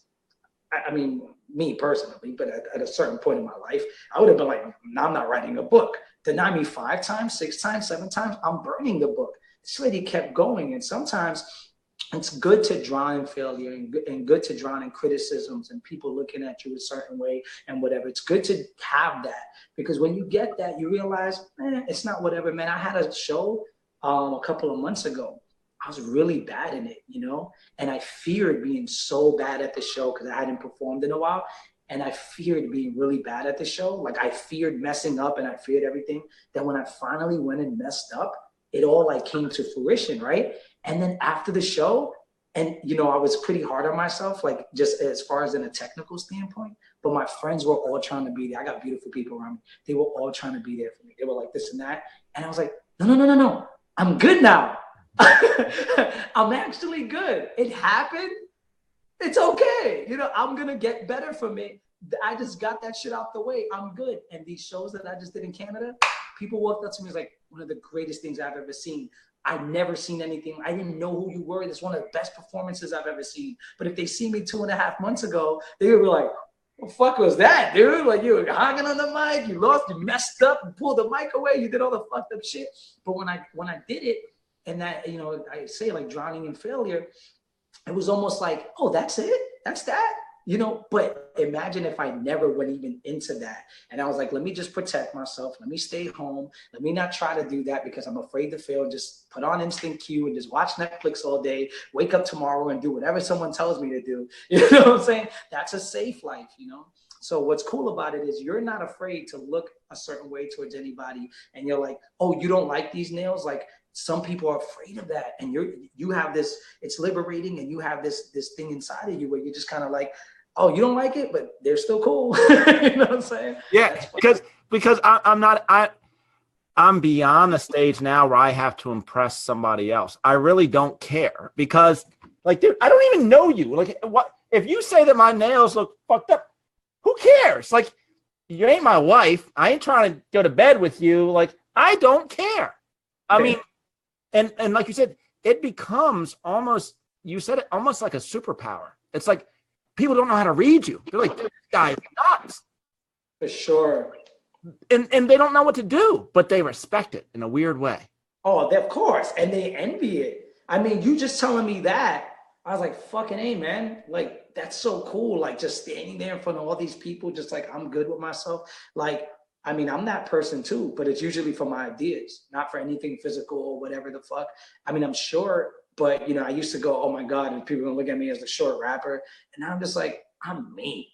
You know what I mean? I'm me. I had a girl in Canada walk up to me. She was 5 inches taller than me. Like, where are you staying at tonight? You know what I mean? Because I don't walk around just, you know, my body language, like I'm just me. I'm free, you know, and I'm going to make mistakes. You know, I even said it at a show recently. I said, hey, man, you know, I haven't done a show in a while. My last show was really bad, but today I'm going to be, you know, I'm not afraid to make mistakes. I want to get uncomfortable. Shit's about to get real uncomfortable tonight. And you know what? Part of art is a lot of you here. I said, because there was a lot of artists in the room and whatnot. And I said, a lot of you here, you don't put things out because you're afraid how it's going to be viewed by others. Knowing that it's your expression and it's you control that and it's your art. And even if it's incomplete to you, it can be fulfilling to someone else. And a lot of people were just talking and all that. And then after the event, about 7 artists came out to me and was like, dude, you saying that, I've never been on stage. I'm afraid to mess up. Another one was like, dude, you saying that just like resonated with me. And I was like, that was just like a quick thing I said about myself. I didn't know it would resonate with so many people. And that, I thought they were going to talk about my performance. They just talked about that time where I said, as artists, it's okay for us to like And I was like, hey, I might make some mistakes tonight. Let's make them. And people just thought it was the coolest thing ever. And I thought nothing of it until people came up after me. And that's why I'm kind of like running with that. I'm just like, man, just live your life, do what you do. And don't, if you fucking try to chase perfection, you know what I mean? You're never going to be happy. You're never going to be content. And another thing is too, is people, I see these fucking memes around. I'm sure you do the same thing, man. Cause you're a woke dude. I'm sure you see these fucking memes that just sound like fucking fortune cookies. Like, oh, my eternal happiness, this and blah, blah. Yeah. Yeah. Every night the sun lets the moon shine, this and that. I went on a post the other day. I was like, which moon? There's a lot of fucking moons in the solar system. The sun's a fucking hoe, man. Like, he's a pimp. He's pimping moons out here. And the girl and my homegirl goes, you know, you really ruined the fucking quote for me. It's supposed to be romantic. And I'm like, talking about not liking the truth. I'm like, there's a lot of moons in our solar system. Mars has 2 of them. Just saying, which moon are you talking about? You know? So, but I see all these people thinking like happiness is this end game. You know, it's like, you know, whatever this and that. And it's like, dude, there's no end game of happiness. Want to know the secret? It doesn't fucking exist. Happiness is an extreme emotion. If you have the best day of your life up till 4 p.m. and I have the worst day of my life up to 4 p.m. and you walk in a room and you find out your fucking sister dies, you're not going to fucking be happy. Or you lose your wallet and your phone, something that you need that time. And I go in there and I find, I don't know, $500 or some shit. I'm going to go happy. And you're going to go, fuck. What just happened? And the last 8 hours of your day just, you know, don't even mean anything. It's an extreme form of an emotion, you know, and our emotions are a compass. A compass stuck on north is fucking useless. You know what I mean? That's how I view it. And how should I say? It's like Daniel Gilbert says in his book, Stumbling Upon Happiness. It's pretty cool. He goes, you know, happiness is a place that we should be fortunate enough to visit as often as we can. We shouldn't try to live there. No one should live there. And one of the things that resonated with me was, I don't know if you've ever seen it, but on the trains in New York, I would see some guy just like overly happy. And I would be like, he'd be like, and I would just be like, something's wrong with that dude. You know what I mean? Like, what the fuck? And I'm just like, if you're happy all the time, I question what you're looking at in the world. Are you reading anything? Are you looking at it? Are you living? And the thing is then what's the you know, people think that the different, how should I say, like the antithesis of that would be balance. They go, oh, let's stay in the middle. And it's like, dude, again, you're going to try to stay in the middle. They you chase it, that's fine. But if you just land in the middle, guess what's going to happen? Something's going to break. Something's going to fail. Something's going to pull you. It's allow yourself to live within the fucking duality of the yin and the yang. Bounce. Try to focus within the rhythm. You know what I mean? A great philosopher said that. I forgot his name. And he was like, it's not about staying dead center between the yin and yang. It's about learning how to move, when to move. Some children, they need you to be reasonable with them all the time. I mean, that's how you should always be. You always want to be really reasonable and rationalize and explain things to them. But there's that one time where that shit's not going to work. And you have to be assertive. The kid needs you. You need to know from this one time, that one kid, you have to be assertive. So it's about bouncing between the rhythms and then being okay with the shifts. You know what I mean? And I think that's why you have, you know, you have what you have. You're bouncing within subconsciously, like I am bouncing subconsciously within it, and we're being okay with ourselves. But yeah, sometimes online, man, I really feel bad for the shit people chase, that they just think happiness is this end game. And they're like, how do I find my happiness? And I'm like, dude, you're going to be fucking sad. You're going to be so sad. It's the biggest letdown, man. If you think that you're always meant to be happy and find this, like, I don't want to be logocentric and think it's a word, but if you just chase that one thing, it doesn't exist, because life pulls you from all different places, and you're going to see starvation, hunger, all these things exist. And what are you going to do then? Just going to stay in your happy place? Right. Right. Not going to have any empathy? It's like the horizon. Like we have this some sort of facade of what our perfect life looks like. But the truth of the matter is, it doesn't really, it's the horizon. You can see it out there, but you can't fucking catch the horizon. Like it's just a facade. Like there's no such thing as being like, oh, I'm going to have this perfect life and I'm going to have this perfect whatever that is. Right. It doesn't exist. So give yourself a fucking break. but do shit that makes you feel like who you are. Like be real. And that's what I love about your music is it's just real. It's just authentic. It's raw. It's just you being you.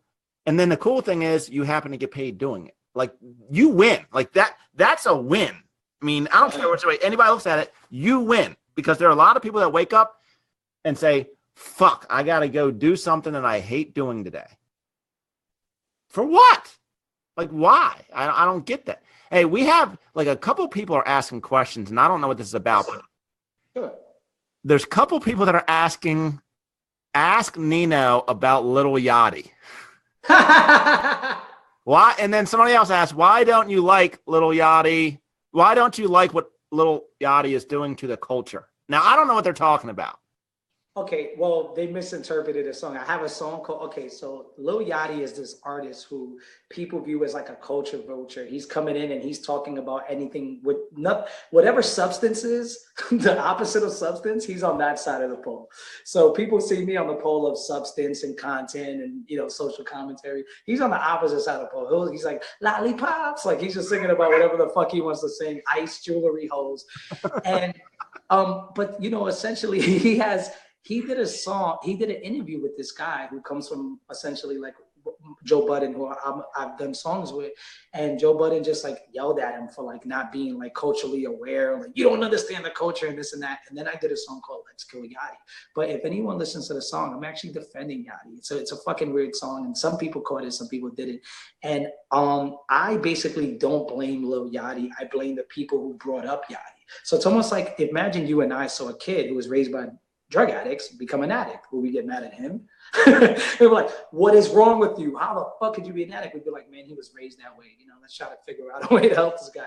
And that's how I look at Yachty. You know, Yachty grew up in an era where if you go to worldstar.com, Worldstar had hip hop in his name, and there's just a bunch of videos of people punching people in the face for no reason and hitting each other and bus drivers going crazy and all this shit. That's what it, and it had hip hop in its name. So as far as he knows, he's been indoctrinated with this idea of this is what culture is. This is what hip hop is. So he goes in these interviews with these people because he's curious. He wants to know. And instead of anybody going, well, let me show you what this culture was. It was a beautiful culture where people were resourceful. You know, how in the beginning in the hip hop stages, and you'll remember this for your youth, you know, and, you know, movies like Wild Style and everything and all that. Break dancers didn't have a stage. So they used cardboard boxes. And and they didn't have a system and a sound guy. So they carried the boom box. They would be on the street. And what would happen? White people who just got out of a job in Wall Street, whatever, would go, hey, fucking A, that's cool. This guy's spinning, looking cool and shit. They give him money and shit like that. And then they recognize this guy just left with like $400 in his day. And he's like, yo, we could do this on a stage. You know what I mean? Like people like what we're doing. And they were, you know, expressing themselves through body movement and whatnot. So hip hop is about being resourceful. We didn't have stages. We used cardboards. We didn't know how to play music instruments because in the schools, they were pulling all the instruments out in the ghetto communities and whatnot. So we sampled the records and we sampled the drums and we sampled those sounds like, oh, let me know how to manipulate that or utilize that in a certain way. Or the record cutting, like the record wasn't meant to scratch, but we were like, let's try to make some fucking sounds with it. And hip hop was about doing more with less. Yachty doesn't come from that era and he doesn't really know that. And no one's really educating him with that. So with the Let's Kill Yachty, it's basically going, look, man, this kid is a product of what the financiers have corrupted. And culture is being torn away. He came into this with no culture, no ideas. You know, let's protect him. To me, there's nothing more hip hop than protecting your own, whether you agree with them or not. And you could take that even further and go, there's nothing more human than that. You know what I mean? If I see some guy that go, well, I'm a Muslim, and the other guy goes, well, I'm a Jew, and I hate you. I don't like what you stand for. I don't like what you stand for. But they can break bread together and they could hug and they could still love each other and be friends. I'm not Muslim. One of my best friends is Muslim, my boy Akir. Me and my business partner, we don't agree with anything politically, and we're friends. I'm probably going to be the best man at his wedding. You know what I'm saying? So, I was protecting Yachty. I don't agree with him as far as like what he does musically, but I don't think, you know, he's this evil fucking, you know, Anakin Skywalker guy who wants to come in. So basically you're saying he's a product of the environment that he was. His programming was just what his programming is, and it's not his fault. It's just how he was programmed. Right. And he never escaped that matrix. He does. And I feel bad for him because he's like a target. So everybody in my culture just hates him. You know, they're just like, it's his fault. But the kid's 19 years old. A 19-year-old just wants to wake up and destroy hip hop. You know? Hey, Nino, how do people because I'll be honest with you, if it wasn't for Steven, and Steven was my marketing guy, and he was the one, huge fan of yours, and he was the one that kept hitting you up. But I had never heard of you prior to that. And I'm not a hip hop connoisseur, but I do listen to hip hop music. Yeah. How do people find you? Like, how do we raise awareness for you? Like, so where do people go? TakeTheAudioTrip.com. It's a website that I started, and we're going to make it more public. How I did this album, I saw that I was getting a lot of views for the Mind Alter and all that. And these things were getting like hundreds of thousands and thousands of shares. And I just said, I'm going to put my album in a treasure chest. Like, I'm complex. I was like, let me put it in a treasure chest. Everything is so open for people. Like, you just go to Spotify, it's there, this and that, and it's so easy. And I was like, look, if somebody's curious with what I got, I want to show that I'm different than most of these people. So come to my website, sign up, and really learn me in a different way. And I mean, we come from that school where we even bought vinyls and we were digging for records. And I remember discovering artists at the record shop. You know what I mean? Like, I would go there looking for one thing, and the guy would say, if you like that, listen to this. And I'd pick up a vinyl, pay for it for artists I've never heard of, go home and be like, wow, this shit is incredible. You know what I mean? Portishead, what the fuck, So I did that I wanted to do that. And the closest thing I could think of was having kids sign up to my site, getting emails, and going out of their way to discover more about me. Oh, you like this video? Well, get to learn a little bit more.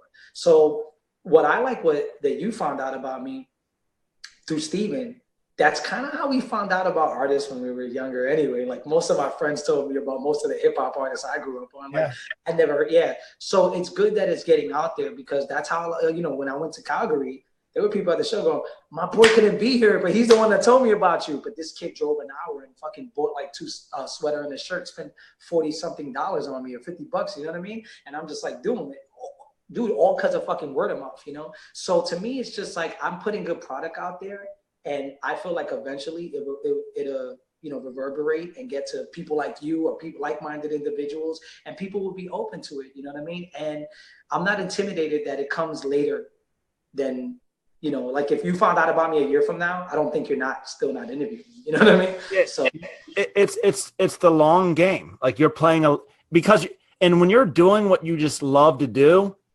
it's not like you're trying to make money in the next 3 months. Like, dude, like, you're doing what you love to do, and it's supporting you for the life that you want to live. So, dude, you can take the next 15 years. Who cares? Like, dude, you're doing what you love. Like that's it. Who cares? So true. They don't get that. A lot of people don't get that. People have like this anxiety and this compulsion to get noticed. And in my genre, if you don't do shit in 6 months, people get anxiety. They're like, I haven't shown my face in 6 months. Need to put out a single. Need to put out a song.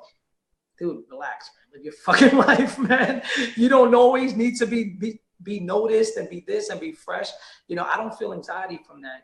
I feel, put out quality, put out work, and don't put out something that's time sensitive. Let it build. And it's like, it's almost like those movies, like The Usual Suspects. Like, how many people watched that movie when it came out? Most people watch it like a year later, 4 years, 5 years, 3 years, or Memento and shit. Like, there's kids discovering that shit now. And, I feel like that's what I am. I mean, if you came here with a couple friends and shit, we were hanging out, I probably put on some Seth Rogen movie or some shit in the background while we're kicking it. Oh, yeah, put on, Knocked Up. That's cool to live. We wouldn't watch it. My music is not that. It's the shit that, like, when your friends are there, you go, yeah, watch this when you get home by yourself.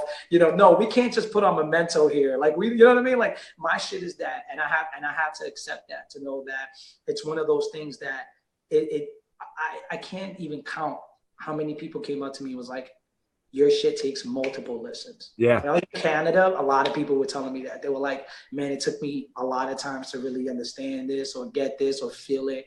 And I feel a reward from that. Some people tell me, isn't that a little shitty though, that, you know, you're in this day and age and overloaded information, you need multiple listens. And I'm like, I do it that way. And I'm like, you know, George Orwell, like fucking look at 1984. Right. Yo, I just read 1984 again, and I got a completely different experience than 5 years ago. Yep. Same thing, yeah, Animal Factory. So if my music can do that for people, then I'm okay. That means that, look at George Orwell, like, when did he die? You know what I mean? And I'm reading his books now in 2017, and I share no fucking isomorphisms with that man's upbringing or nothing, nowhere near as, and I fucking I just bought another book recently called Why I Write from George Orwell, and I love his writing. And, you know, when people think of, you know, these sexy authors, his name doesn't pop up, but there's just such a, he wasn't writing for the shit that, you know, other authors were. He wasn't trying to win any awards. You could tell why he was writing. He was like, this needs to be here. I want to fucking, you know, put the scope on this, let it go. And that's kind of what I'm doing. And whatever comes out of that, comes out of that. Look, to be honest with you, I'm not chasing money. As long as I can alkalize my fucking crib one day, like, I'll be happy. You know what I'm saying? That's my Lexus. You know what I mean? If I can get like the dopest water system in the water that the federal fucking, you know, that the feds don't raid and tell me I can't have here, possibly grow my own food, I'm like, dude, I got everything I fucking need. I don't like cars. I don't like any of that shit. I be getting to paint my nails every week and shit like you do. I be fucking chill, man. I be just in the cut, just drinking clean water with nails painted, man. That's what I fucking do, man.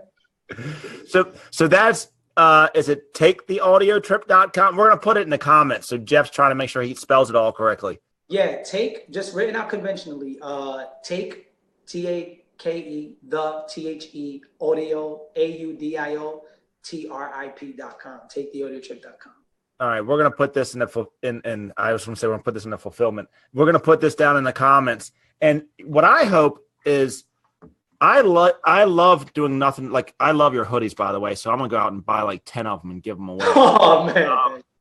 I love supporting people that are doing it for the right reason, you know. And I'll tell you a funny story. I had a guy, I think I was in Washington, D.C. sometime, and we have people that come up to us from time to time, like, okay, my car broke down, you know, I need $5, or I ran out of gas, or I'm just looking to buy some food.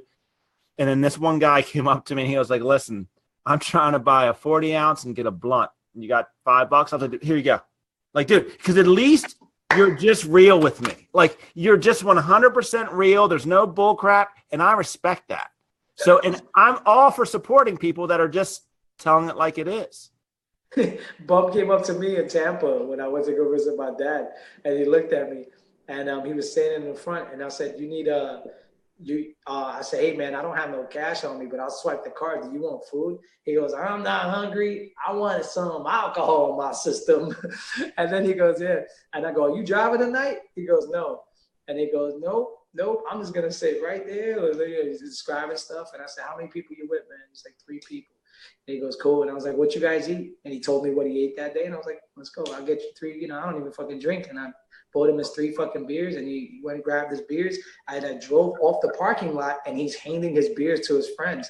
And I'm like, you know, whatever. The average person will go, I bet you if I buy this guy 3 beers, he's going to shit on his fucking other, you know, bum friends and not give him he went and brought the other 2 beers to his friends. Like, hey, look what I got us. You know what I mean? Like, look what I got us. And then that's what they wanted. And look, man, around me, I have a completely different take on alcohol now. Like, my dad was, you know, at his moments when we were younger, he battled alcohol, and it was like the worst form of him that I, you know, didn't want to see. So I'm essentially got a little bit of PTSD with it. So when people are drunk around me and they're like a different versions of themselves, I kind of like get a little bit, you know, yeah. I got a completely different view now. And especially when you go to Canada, by the way, because they're all happy drunks up there. But natives too, like the natives, they're drunk and high, and they're like the coolest motherfucker. Yo, I love you, man. Another hug. And you're like, you're the coolest drunks. And this guy around me that lives like a couple blocks away from me doesn't drive a car. He only rides a bike.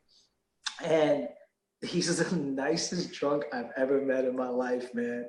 He's the nicest person ever, helps everyone, sees somebody getting out their car. And this neighborhood, like, there's nothing, no crime. Nobody's breaking into anything. I mean, I just left for 6 days. I forgot to close the outside of my gate. My fucking neighbor went and closed it, put his fucking lock, like, around, and, like, like kind of the way he like retooled it, just and like a little rope, and he closed it for me, and I was like, oh, fucking neighbors do that, you know what I mean? I'm from Brooklyn, like that's crazy.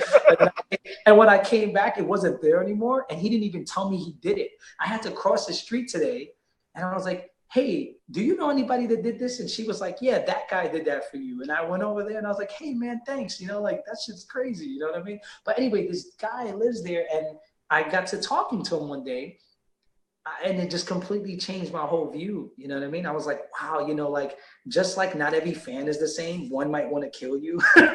One might want to fucking do too much for you. And then the other one, you just change their life or whatever. Just like not every fan's the same. Not every this. I was like, wow, not every fucking drunk's the same either. Like this guy isn't a bad drunk. You know what I mean? Like it was kind of weird for me. And I've just came to that like idea a couple months ago. So it's kind of cool.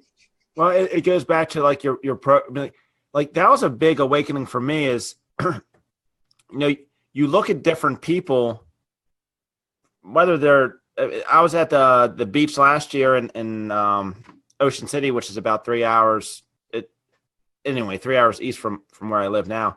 And there's a guy on the boardwalk, and he was all dressed up, and he's riding this little boat or bicycle thing, and just doing like you'll see down in Key West and stuff like that, a street performance. Right.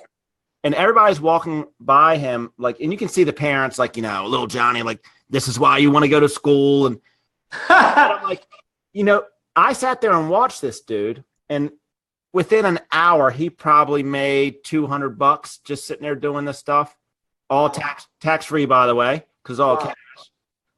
And I'm like, instead of judging this guy, maybe that's what he likes to do.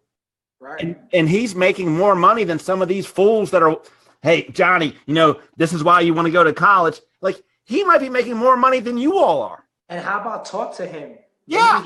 Maybe he's a college graduate and he's like, fuck that degree. Or maybe if you talk to him, you're like, all this shit about quantum physics? Like, what the fuck?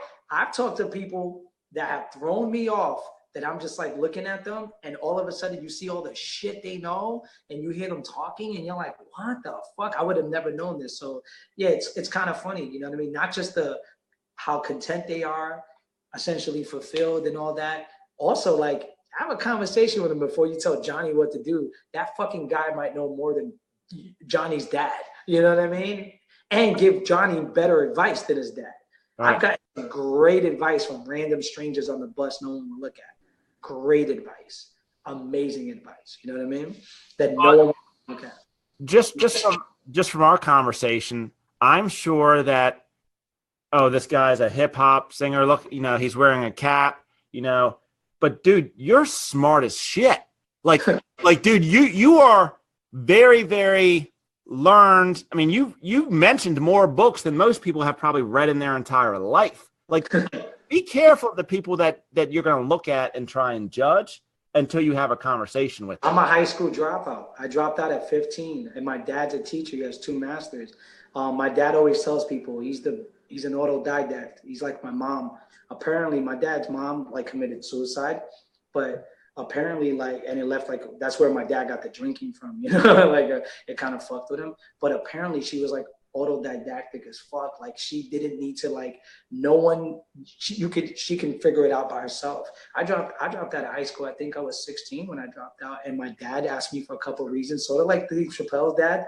And my dad said, "Why do you want to drop out?" And I gave him a couple of reasons, and part of it was about how formulaic I felt and all that. And look, man, no knock, it works for some people. Some people get degrees. I have friends with degrees, and they're doing well, and it works for them and all that. And I have other friends where I'm just like, I don't think I'm better off, And I know some of my other friends that dropped out of high school too. Bright as shit. There's a rapper named Ilmac. You ever have him on this podcast? That fucking kid is ultra smart too, man. There's a lot of people you meet. Nino Bless, who's from St. Croix. No, is he from the Caymans? I think he's from the Cayman Islands. I'm bugging. But he's from the Caribbean, and he has dreads, and you hear him with this thing. Talk to him about anything. Gut microbiome and fucking the hippocampus. I'll mention anything. And he knows something or can add to the comment. I'm like, you know about this shit too? Like, what don't you know about? Same thing, man. He's just well-read person. But yeah, it's not. The thing that throws most people off about me about being a rapper is I don't smoke or drink, and they're always thrown off by that. I was in Canada, they always offer me a drink. I'm like, I don't drink. They're like, what the fuck? But you rap. Like, how do you not drink or smoke? And I was like, yeah, I just don't drink or smoke. But the difference, I don't knock any. I don't think anyone should have the habits I have. You know what I mean? I'm maybe traumatized and whatnot by whatever I saw growing up. I come from a family of addicts, Mm-hmm. I come from a family of addicts. And, I'm probably traumatized by that. And I was like, well, I want to have as much self-control as I can have, And I've had to balance out that self-control from being a control freak, and sometimes I still battle it. There's some times where I'm just like, if I can't control something, I get fear. But I think that's where fear comes from. I'm sure like you couldn't control the outcome of your mom, and that made you scared because you have no say in the matter. You know what I mean?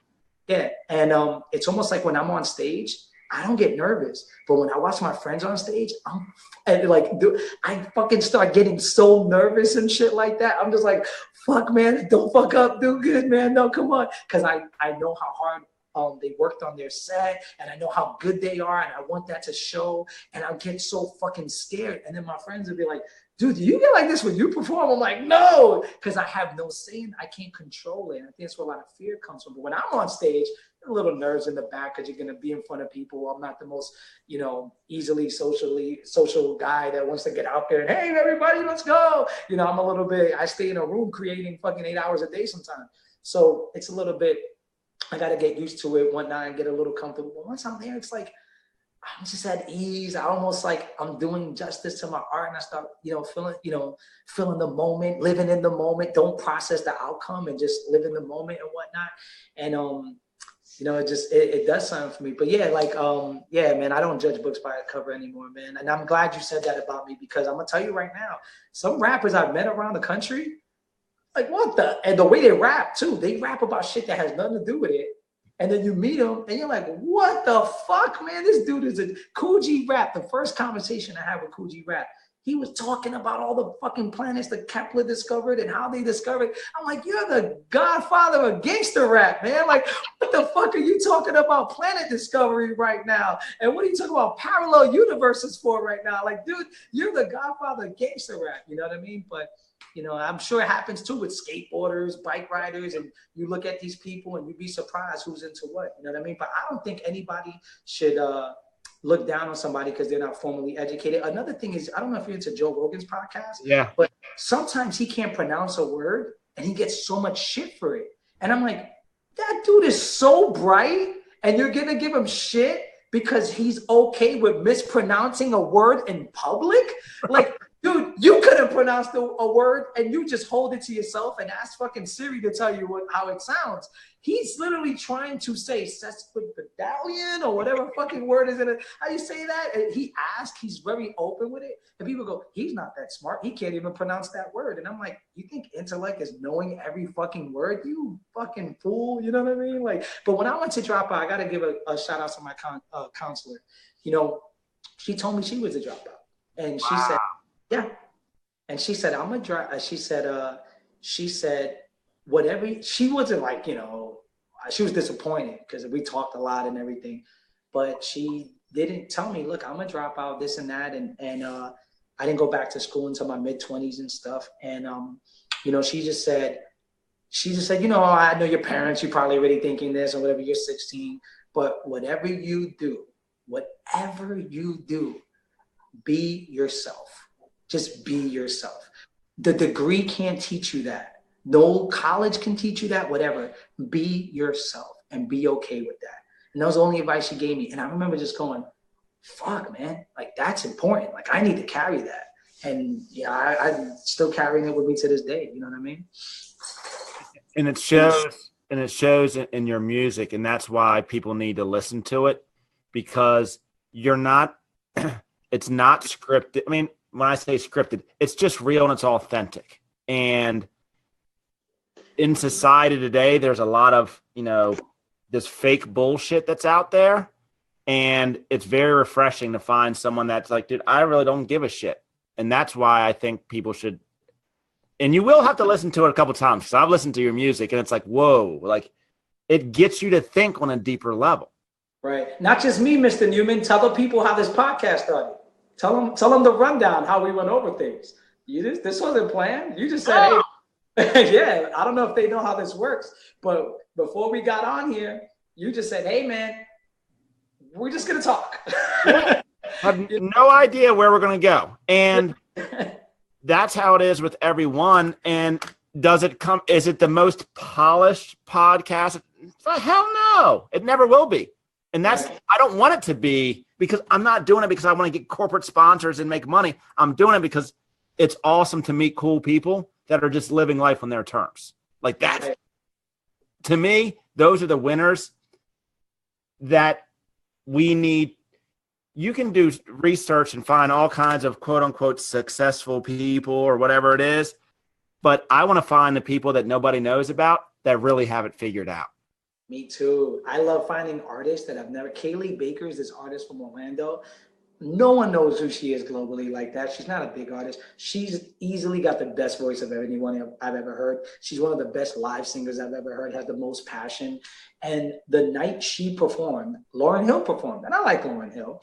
Mm-hmm. And I wanted to see, I was like hanging out, and my boy goes, I have this Lauryn Hill ticket. And I was like, oh, that's dope, Lauryn Hill, you know. And I said, well, I'm going to go to this Kaylee Baker show first, then go to Lauryn Hill. And he goes, Kaylee Baker? Why the fuck are you going to go see Kaylee Baker or Lauryn Hill? What's wrong with you? And I was like, trust me, man. Have you seen her live? He goes, dude, it's Lauryn Hill. And I was like, Kaylee Baker, you know what I mean? Dude, the best artist right now, I would probably, to me, her name is Emily Wells. And she makes her own music on stage, transposes it, composes and whatnot. I would probably pick her set over somebody that goes, hey, you want to go backstage to Jay-Z, whatever. I would pick her set over. And there's something in like the purity and the love and finding things that are just tapped into passion, because if everybody sees something essentially, you know, and accepts it for what it is, like Steve Martin, right? He wrote in his book and he goes, it's talking about books, my bad. But Steve Martin, he says at a certain point, I didn't know what I was saying, if it was funny or not, because people just liked me and they laughed. You know what I mean? So at a certain point, you don't even get it, loses its luster, and it loses like a genuine approach. Like, I'm pretty sure if like one of my heroes is here and he was saying shit, I just sensationalized what they were saying as being more important than what it is. You know, when you meet these like kind of like untapped individuals where like they're kind of like in their own mode, and you go out of your way to find them, you get them for what they really are. You know what I mean? Like, if I like the person who wants to see funny may not want to see Steve Martin in his prime. They wanted to go see wherever the fuck Eddie Murphy was opening up in the Brooklyn in the club somewhere. You know what I mean? Because that's what Steve Martin did. He said, man, I got to go rediscover funny. And there's a quote in a biography, I think it's Eddie Murphy's biography, but no one knows who it is until at the very end of the quote. And he says, you know, I went there, saw this 20-year-old black teenager, 16 years old. He was only supposed to do a 10, 20-minute set. He's making people laugh for 55 minutes. And a white guy stands up and says, you only had 10 minutes. And the black kid looks at the guy and says, well, motherfucker, you give a black man a mic, I can talk for however long I want, so sit your ass down. And Steve Martin goes, that young kid was Eddie Murphy. He went to the gutter to find the untapped individuals to see where to find funny, and it stood out with Steve Martin. You know what I mean? So it's like I try to do that, you know, like to get inspired.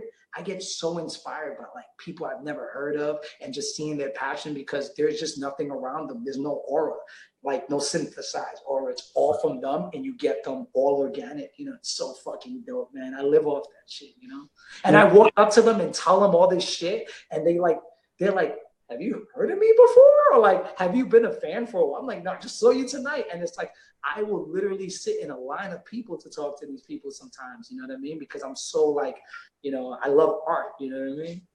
Yeah, and it comes out, it's like for the love of the game itself. It's not, I'm not playing it because of the rewards. I'm not playing it because of the money. I'm doing it because it's pure and it's authentic and it's my passion. And I think that's a really cool place to be. And that's, you know, I think ultimately where for a lot of people, they're looking for it for other reasons instead of just ask themselves, what do I really freaking want? What really brings me happiness and joy? And I'm just going to do that and not care about what other people think. You watch basketball, the NBA? Yeah. Oh, yeah. Dude, LeBron James in these interviews says, I'm living my life. I'm glad I'm not a statistic. He says it in almost every press conference after a game in the playoffs or whenever. And he goes, you just leave it on the court and you live with the results. And the next day, these fucking shitty sports talk radio guys are just like, he's fucking no Jordan. He's so stupid. And the guy's just like, if you told LeBron James right now, hey, you'll never win a ring. I just looked in the future. You're not going to win another championship. He won't retire. He's going to stay playing, man. He doesn't give a fuck. He loves the basketball. When Kyle Korver got traded, he literally went and told the camera guy or the film guy, get me every three-point shot he made. I want to see how he likes the ball passed to him. Sat with Kyle Korver for 4 hours, passing him where he wants his shot. This guy clearly loves what he's doing. He clearly loves the game and every aspect of it. And then he does something great. And the next day we have this weird culture where people are like, but it wasn't the best shot I've seen. Yeah, who cares? Hey, I've seen better. And you have this weird culture that puts people down like that. But in us, in our world, we kind of have the same thing sometimes, where some guy's going, yeah, John's cool and all that. But, where's this and where's that? He's no this. Look at this and look at that. People are always looking for something. But it's like at the end of the day, it's like, you're good. I'm good. And like nothing else fucking matters. Right, who cares? Yeah, nothing else fucking matters. Like you and I on the phone, we could read fucking 100 comments, and we're not gonna be like, we should stop. We would probably laugh at them like, oh shit, look what that guy said. Like, no, and that's the coolest thing. Like I don't know if you noticed, we've been talking for 2 hours now. Wow, what the fuck? I didn't even know that. Either did I. But it's just two people having a conversation, and it's just. Like, I don't even know what we talked about for 2 hours. All I know is that it was a cool conversation, and it's just two people like chilling and having a conversation, and hopefully people find some value in this. But I know what does come across is our passion. Right. And that is all that matters. Like, I don't care. 5 people are watching this. Right. For 2 hours, we've been learning each other and understanding each other and just sharing our fucking passion, love, and the things that we have to offer this world. You know what I mean? And and that shit just comes off in all discursive ways. Like it just comes out in all these different ways and stories and this and that. But that's really what it is. It's just like this is a way that you express yourself too. I mean, you know what I mean? You're very expressive towards this, and you have a lot to share. You have a lot to offer. I don't know why my charger thing just popped up, but yeah, I think that's the dope aspect of this. I've seen a lot of podcasts, and what I like about this is that essentially there is almost like an art to this because you're trying to understand the person a lot. And sometimes I listen to a podcast and the person's just trying to create a topic. You know what I mean? They're trying to create something that's a sexy headline or a sexy this. And even though it's a podcast, they're still trying to get that YouTube clip that they can get out of it. I think I mentioned, I don't know if I mentioned Trump, but you haven't mentioned Trump. You haven't mentioned anything like if I said anything that was sexy, like, okay, let's go back. So you come from a family of addicts, you know what I mean? Go right back to that, like you didn't focus on anything that most people tend to focus on. Like when I mentioned on an interview one time, like I come from a family of addicts, the interviewer was stuck on that. And I didn't have a problem with it, but I understood what he was trying to do for his listeners and what he thought was right of like, let me stick to these topics and we could focus on that. You and I have shifted into all this shit, you know what I mean? Because you have so much more to offer these people, you know what I mean? And these listeners. I think this is a beautiful thing that you're doing, you know what I mean? I think it's dope. I appreciate that. And, if I was trying to sell ratings or something like whatever they call that for podcasts, then I'd probably go a different angle. But to me, it's just, I know that the more people that I talk to, the more that I learn from them. And hopefully the more, if people are watching this, the more that they learn from everybody. So it's almost like a community. Right. And together we all learn more about each other and about ourselves. So, and that's why I like your music, because it's raw, it's authentic. It may not be the popular status. It may not be like I'm going towards like, oh, all the radio stations are playing this type of music, so I'm going to switch my music and go this way. It's like, dude, you do you. And that is a really cool thing. Yeah, like Christopher Nolan, man. Whenever I see those movies, man, clearly it's not easy to get Interstellar put together. Clearly it's not easy to get, and I was listening to DiCaprio in a SAG interview. You know what I mean? And there's a reason he picks these movies, man. The guy's so well read. He reads plays and all this shit. And he understands how to ride his box office kind of like success. And he knows what might not pop. Like he knew what was the last movie he won the Oscar for? The one that he was cold the whole time. I forgot what it was called. The Revenant? Yeah, the Revenant, yeah. And he knew that wasn't going to be like so box office kind of like and whatnot. And I mean, look at what he put himself through. I mean, he fucking was in the cold for like an hour. You could only shoot for an hour, and he had to fucking be cold and freezing 1 hour a day and 2 hours maybe, because that's the only times that they could shoot with the light. And you look at somebody like that and you go, well, he could easily get a fucking role in one of these Iron Mans or some shit, a Marvel movie, and he could easily make more money off some of these films, but like he's not in it for that shit, man. Like he's clearly in it to challenge himself, to push himself. And I look at myself like, to be honest with you, I don't try to resemble what someone's doing, but I kind of look at somebody like Daniel Day-Lewis. You know what I mean? That guy clearly takes a role that he wants to take, and he doesn't even care about what sells, what doesn't, what's this, what's that, and the interview that DiCaprio did, he said, there's commitment and then there's Daniel Day-Lewis. There's two different things that you get. And I kind of study a little bit of what like his methodology and whatnot, and I'm just like, man, like that's such a cool approach that you sit there and do this, knowing that you kind of did this and you could do this, but he did this. And it's clearly like a decision that he has in the inside, and he's okay. And then he won't do a movie for 4 years or 3 years. He's not like, oh shit, gotta go back and do another one. Dude, that's the hardest thing to do, because when you're not acting, you're unemployed. Right. So so clearly he's spending his money, right? You know what I mean? He's not in fucking commercials. So it's like clearly he's just living this very like essentially this humble lifestyle, and he's doing what he does, and he comes out the woodworks in 3 years to do a piece, 4 years to do a piece, 6 years. If it doesn't make sense, it doesn't make sense to him.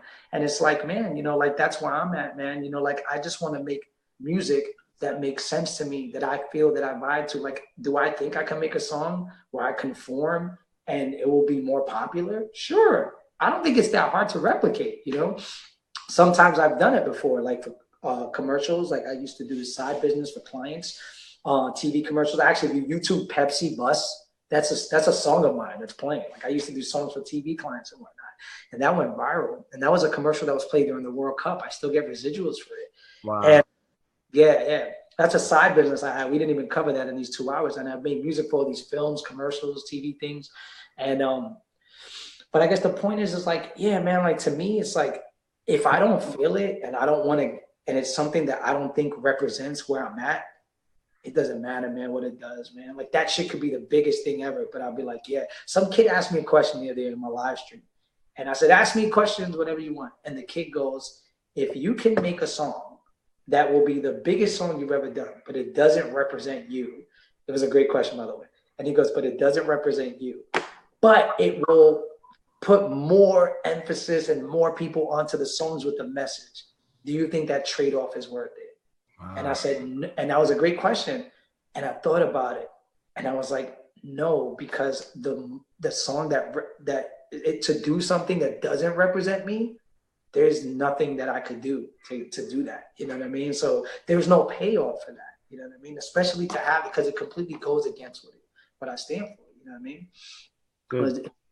That speaks a lot to who you are as an artist and who you are in your core, because there are a lot of people that would say, okay, well, they would look the other way. And I think that's why we talked on basketball, and some people love KD, some people hate KD, but I think the overwhelming people that hate KD are like, did he stay true to his core? And none of us know. I mean, I don't, whatever. I don't want to judge him because I'm not in his world. But I think that's the problem that a lot of people have with him, is they're like, okay, well, he just sold out, whatever. That's for him to judge. It's not my world. And I love you for just staying to your core, right. Staying to who you are. And when I come down to Florida next time, we are going to go get our toenails painted. I'm down. Down. I'm not even playing, man. Let's do it. I want some like dark colors. That's what I had. I had dark purple, like a dark purple. I want coffee color. Hey, Nino, we're going to wrap up one more time. How do people find you? How do they taketheaudiotrip.com? Is there any place else? Taketheaudiotrip.com, and if they're on Facebook, Nino Bless Music. I'm actually going to share the stream on there. Nino Bless Music on Facebook, Instagram at Nino Bless, Twitter at Nino Bless.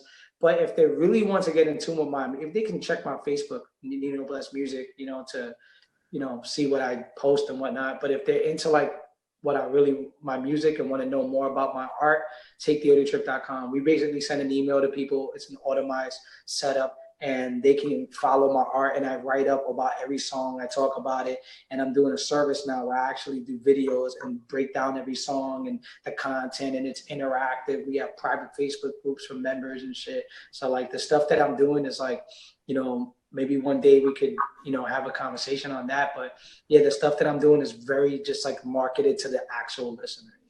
Dude, that's awesome. And we would love. I mean, this is, I do quite a few of these. I love the flow of how this just went. It's just like two dudes just having a conversation. So I appreciate you for who you are and for being on. I love that. I got to ask one last question now. We should do this in person one day. That's cool. Hey, Jeff. So Jeff Jeff actually he's the one that's kind of behind the scenes here. He actually has a video production company. Yeah. And dude, we would love to come down to Florida and just do some behind the scenes, raw footage, blah, blah, blah, blah, blah. Shoot a video, whatever. Love that. Come, you and Jeff, take my when we close this out, let's exchange numbers. Definitely.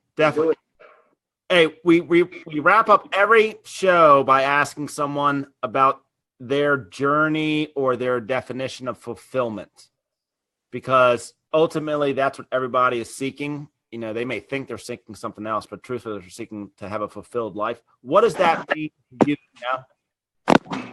What does fulfillment? What does fulfillment mean to you? I'll tell you right now, it's pretty easy. Let me see if I could get this. Boom. Let's see if I can do this right here. Inside my CD, it says, sorry. Embrace the journey. Ooh, I love that. Yep. Inside my CD, I have that. And I think that to me, like, fulfillment is about, embracing the unknown, the unexpected, taking it all in, and essentially, remaining yourself through all that happens, and allowing yourself to take in as many moments as you can. I mean, when I was in Canada, when I left on the plane coming back, I thought to myself, I don't know if I took enough videos. I don't know if I took enough pictures. And then in the middle of thinking like that, I said, fuck, man, I took all my memories, and I took moments and I took experiences. And I don't have a picture or a video that's as cool as the experiences that I actually have. So to me, fulfillment is embracing this journey and wherever it takes you, wherever it goes, just, essentially remaining true to who I am during that shit. You know what I mean? And if I can do that, I have all I need, you know what I mean? And that's the thing, within my core, I just want to like truly live for the moment and embrace everything that happens, you know what I mean? And how it comes. Hey man, I did it in Calgary. It was one of the most difficult shows ever. My throat was sore. I was like running all around and talking to the people, but in a weird way, I would have had anxiety years ago. I would have been like, fucking hey, my throat's sore. These people would have talked to me, but I was like, these people want to talk to me. Right. Sore. And it fucking paid tonight. This is amazing. I embraced the chaos. I was like comfortable in like this crazy whirlwind. I was like, wow, man, I've fucking grown up, because I would just talk to them and I was like, hey, I'm on voice rest, can't talk too loud. We'll talk like this. And I go, so where you're from? Oh, that's how you met her? Oh, nice to meet you. Oh, you guys are cool. Yeah. Oh man, cool. Let's talk after the show. But 5 years ago, 4 years ago, I probably would have been like, I can't talk to people. Let me do my show, yada, yada, yada. And I was just like, let me embrace this. And because I did that, I feel so much fulfilled. The show still came out good. I finished the show, and I now feel so much better about myself because I was able to balance myself and move within the frustrations and the discomfort, and I was dealing with the chaos. I was okay with it, and that was the biggest thing for me. You know, some people was like, I was afraid to walk up to you, man. You look like you were in your zone, like you were gonna lose yourself, because I was walking back and forth with headphones, like trying to make sure I could project my voice. And then so when somebody would tell me that, I would just go, you know what? Let me just sit down and be cool and try to relax and deal with it. Well, to me, it's just staying true and living in that moment and embracing everything that comes about. You know what I mean? You know, I don't know why this question just came to my head, and I don't even know where it came from. But I'm just curious. Are you a huge fan of Bob Marley? I'm not. I'm a Bob Marley fan. I love what he stood for. I love his music. I love everything he stood for. I'm more of a. That's where I was going. Yeah, I love his music, but I'm more of a fan of what he stood for. Yeah. Yeah. That's what I was asking. Not necessarily his music, but if you listen to some of the behind the scenes footage, some of his interviews that were, you know, whatever, No Woman, No Cry, but what he was talking about, like 100%. The GOAT, I give it to him, man. I have watched almost every Bob Marley interview. Just fucking beautiful, man. Just the shit he says, how raw and honest he was. And you'd ask him a question and he's like, what do you mean? I'm happy. Why would you ask me such a question? You know, what? Money? I don't care about money. You know what I mean? That doesn't do nothing for no man, you know? He's just like so raw and so okay with everything. And, you know, I'm probably inspired by that subconsciously because I never finished the interview going, that's how I need to be. But, you know, you look at it and you go, it's fucking pretty cool, man. To have this attitude where like nothing could really, I mean, the guy got shot and continued his performance that night. You know what I mean? You know what I mean? That's fucking crazy. You know what I mean? So yeah, I thought about that. That's funny you said Bob Marley. So in Calgary, when my throat was really fucked and all the people were like pulling me from all over the way, from all over the place, I remember thinking to myself, some of the greatest artists have dealt with this. I thought of that. And then the second thing I thought of was Bob Marley fucking shot, man, and then performed that night. And I'm here bitching about a sore throat. Grow the fuck up, Nino. Father's like, I'm okay. I'm not shot. Let's go. It's funny you said, I swear I thought about that night at comedy. It's crazy.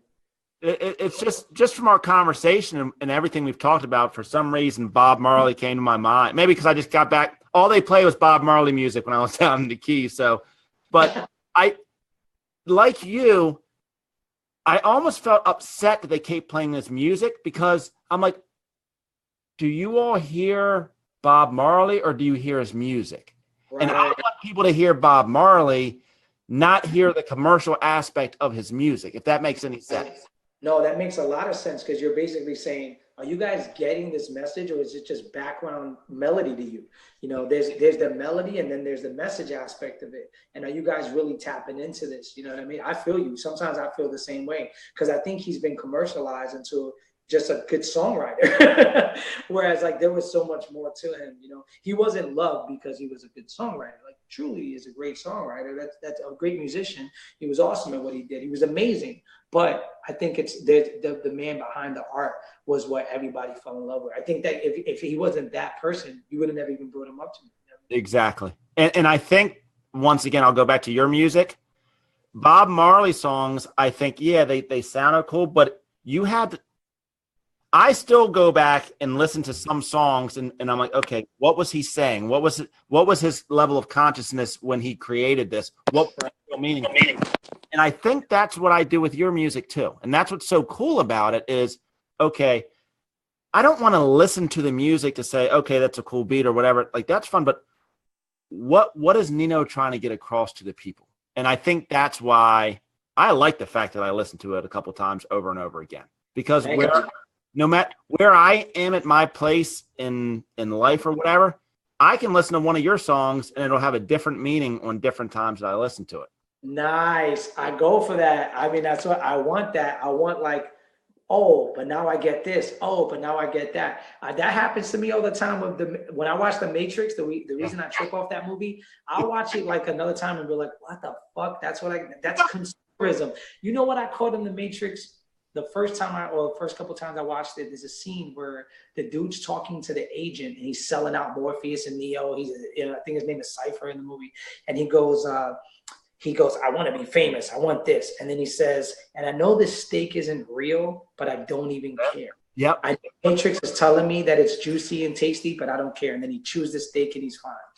And the first couple of times I looked at it, it's like, oh, this guy's a sellout of this and that and whatever. And then like now that I'm on the health tip, I'm like, that's so crazy because artificial flavoring is not real flavoring. Your brain is interpreting that as flavoring. And now I completely take this to like a whole nother thing, you know what I mean? Of how our brain chemistry, you know what I mean? Like now it's like different now. So like there's different ways to take that quote, you know what I mean? Like it's crazy, you know what I mean? Like, so yeah, I'm glad that my music could do that, you know what I mean? That goes to show that I'm doing something, you know, that I want to do, you know? Yeah. And I got to mail you one of these. I'm going to mail you one of these on me, man. I'm going to mail you one of the CDs. I'll sign it. I personalize it for everybody on this side. So I'm going to sign one for you. You can put it up wherever you want. I got you. You know what I mean? You and Jeff. You know what I mean? Thank you, Nino. All right, Nino, we're going to wrap up, but stay on for a minute afterwards. Let's talk about Florida. Hey, guys, thank you very much. This has been awesome. We'll catch you all next week. Blessings, people. Blessings.